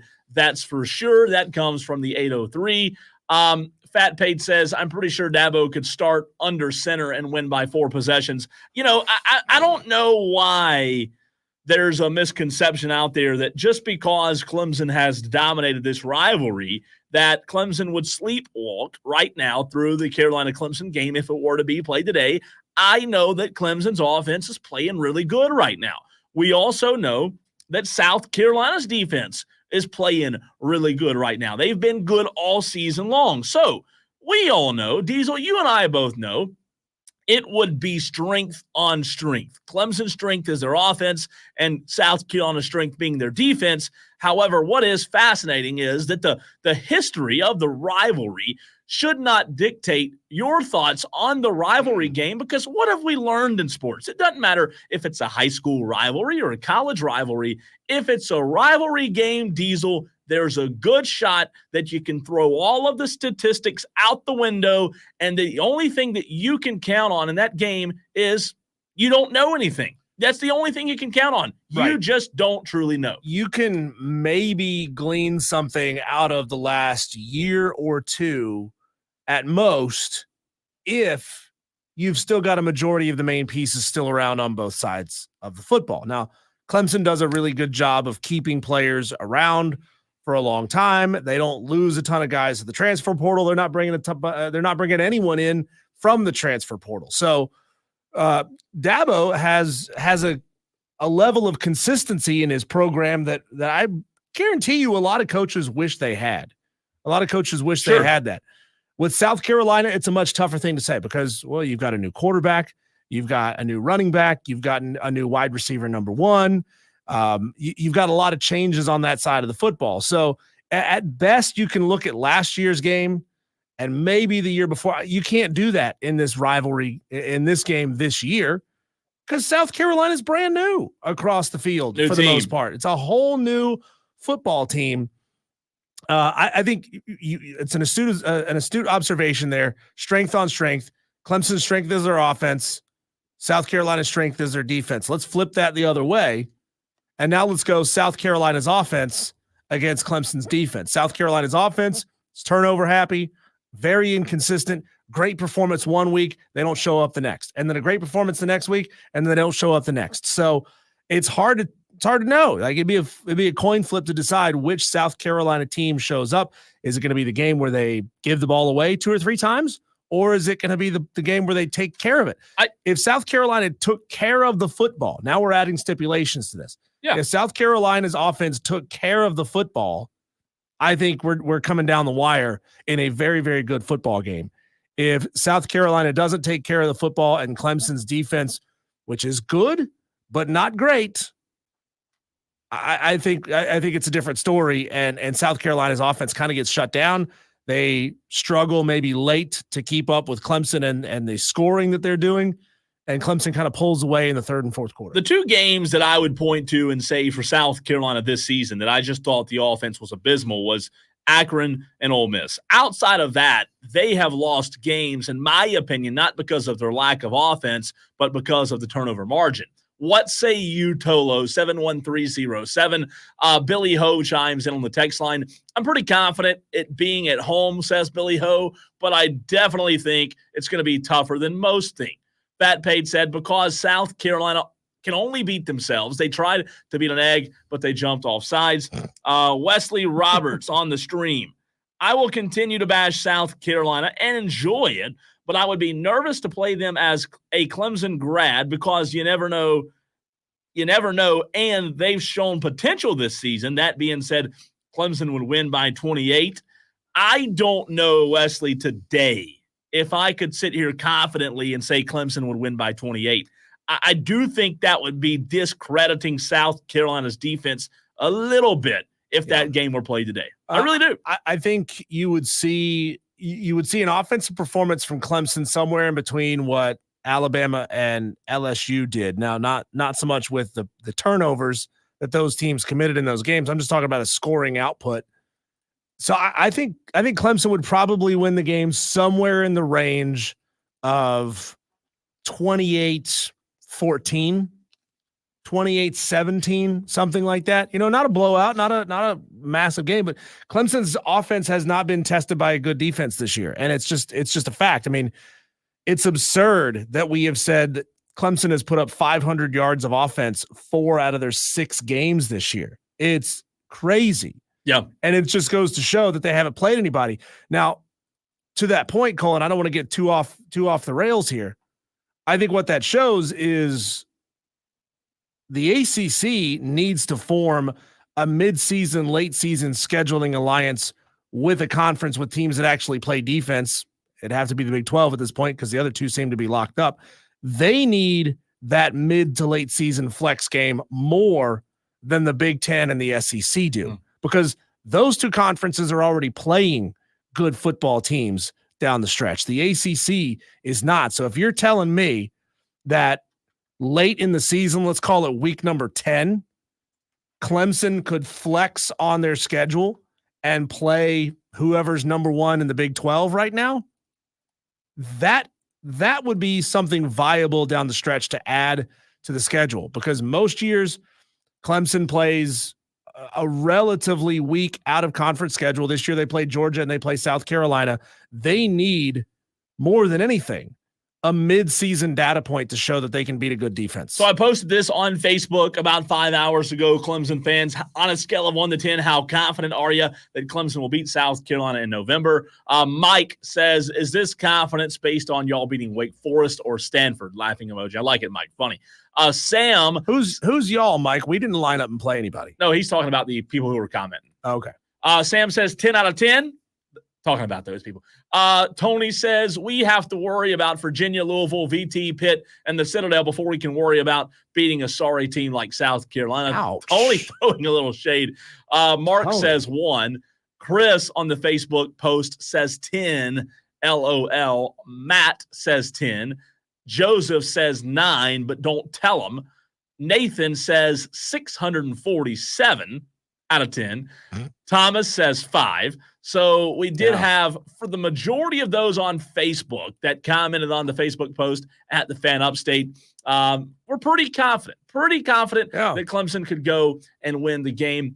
Texter from the 838 chimes in. I don't have a dog in this fight, but I think because of South Carolina's defense and how often they take away the ball, they can give Clemson a run for their money, if not outright beat them, says Tolo Steve. Go Buckeyes. Tolo Steve, we appreciate you listening to the show.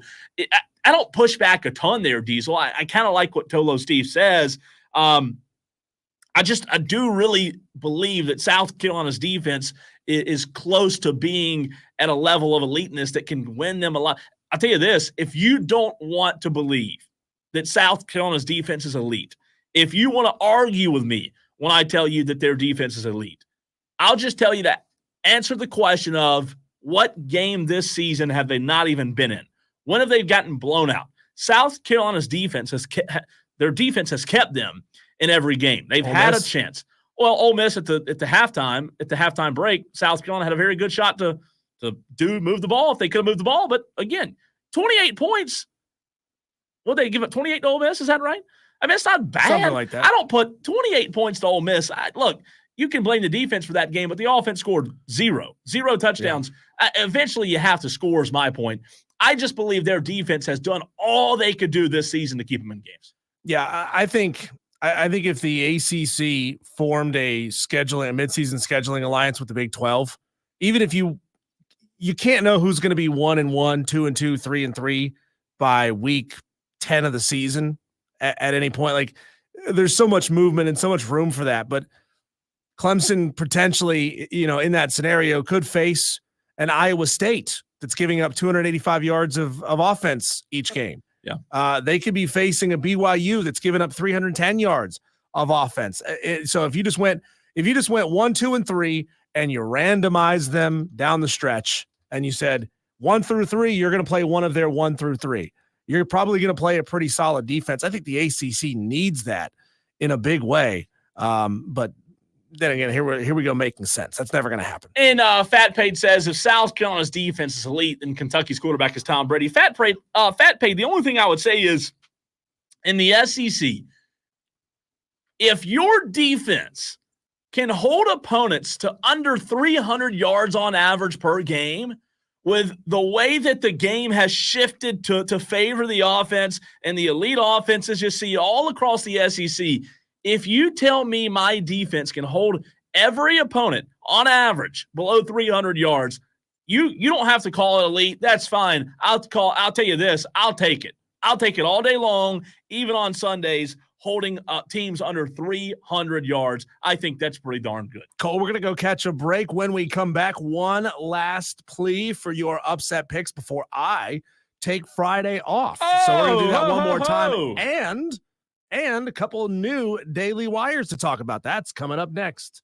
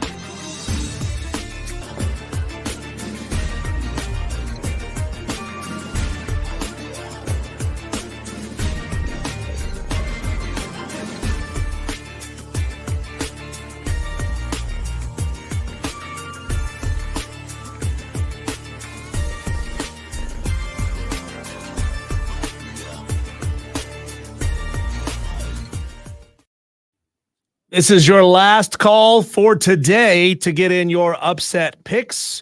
If you're not yet in the challenge, or if you are in the challenge, you're like, oh man, it's Thursday. I got to get my pick in.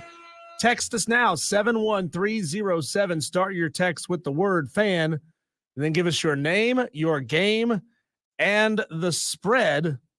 James Owens, who famously picked Vandy over Alabama, and he only hit. Won and hit. God, that's another $1 in the jar. That's $3 today. You're doing good. He said Vandy has been struggling against teams they shouldn't this year. So for my upset pick, give me Ball State over Vandy for 26.5. No way. James, I swear, man, if you hit this one, I'm quitting this job. The challenge. I'm quitting the job. It's ridiculous. You quit the challenge. I just quit the job. It's ridiculous. There's no way, man. Dan B is taking North Texas plus 11.5. Let's see. Bo Mo is taking Nebraska plus 6.5 against Indiana. What's our number at? Do you know? We're at 92. Oh. Jack, who just texted in, he's taking Mississippi State plus 17.5. Let's go, Jack. Jack makes pick number 92. Cole. So did you say 112? 112 is the most we've ever had in a week. Oh, we're gonna beat it. So we're 10 away. 20. 20. 20. Yeah, 20 away. 20. We're got 20, this. 21 away.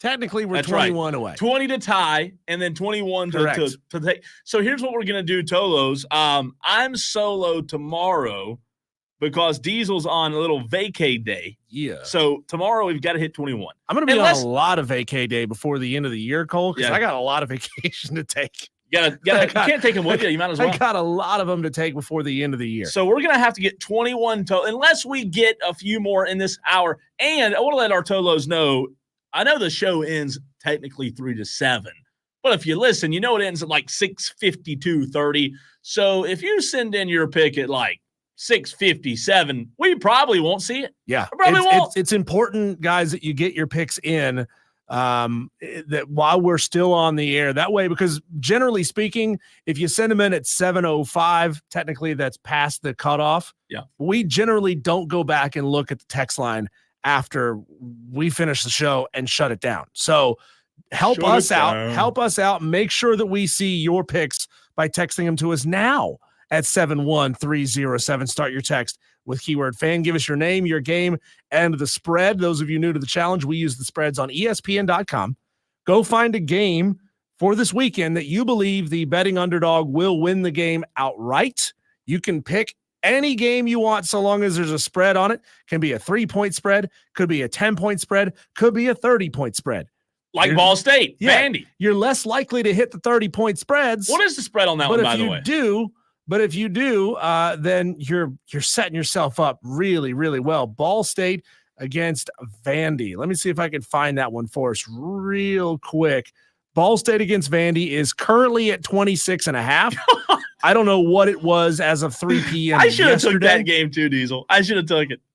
You're messing around. Okay, so let's get to some of our daily wires call real quick because we have about 2 minutes left in the show. Haslam Sports Group has decided to build a brand new domed Cleveland Browns stadium 20 minutes away from Cleveland. Brook Park, Ohio is where they're looking at building this thing. You know, Cleveland has always had that stadium on the lake. Well, now they're moving it a little bit inland, 20 minutes away, and it's going to have a dome. Virginia coach Tony Bennett has suddenly retired just a few weeks ahead of the college basketball season. We had Tolo, was it Tom that called in real upset about I don't know if it wasn't Tom, maybe it wasn't Tom, called in real upset about the transfer portal. Yeah, I think it was Tom. And saying how dare we let coaches do this but not let players do it. So a lot of fallout to come from that one. Virginia, with Tony Bennett, always expected to be a very good football team. That's a weird timing, man. It really is. Very weird timing. The NCAA has issued their rules interpretation on how to handle a penalty for 12 players on the field in the final 2 minutes of either half. If the defense has 12 players actively participating in the down, meaning there's not a player trying to run off the field from a substitution, the offense can choose between the 5-yard penalty or to have time put back on the clock. This is meant to close the loophole that Dan Lanning in Oregon used to milk 4 seconds off the clock with just 10 seconds to go against Ohio State. Steve Shaw, the NCAA football secretary rules editor, said a guiding principle of the NCAA football rules committee is that there should be no benefit when a team commits a penalty, and you don't like that. Don't like that.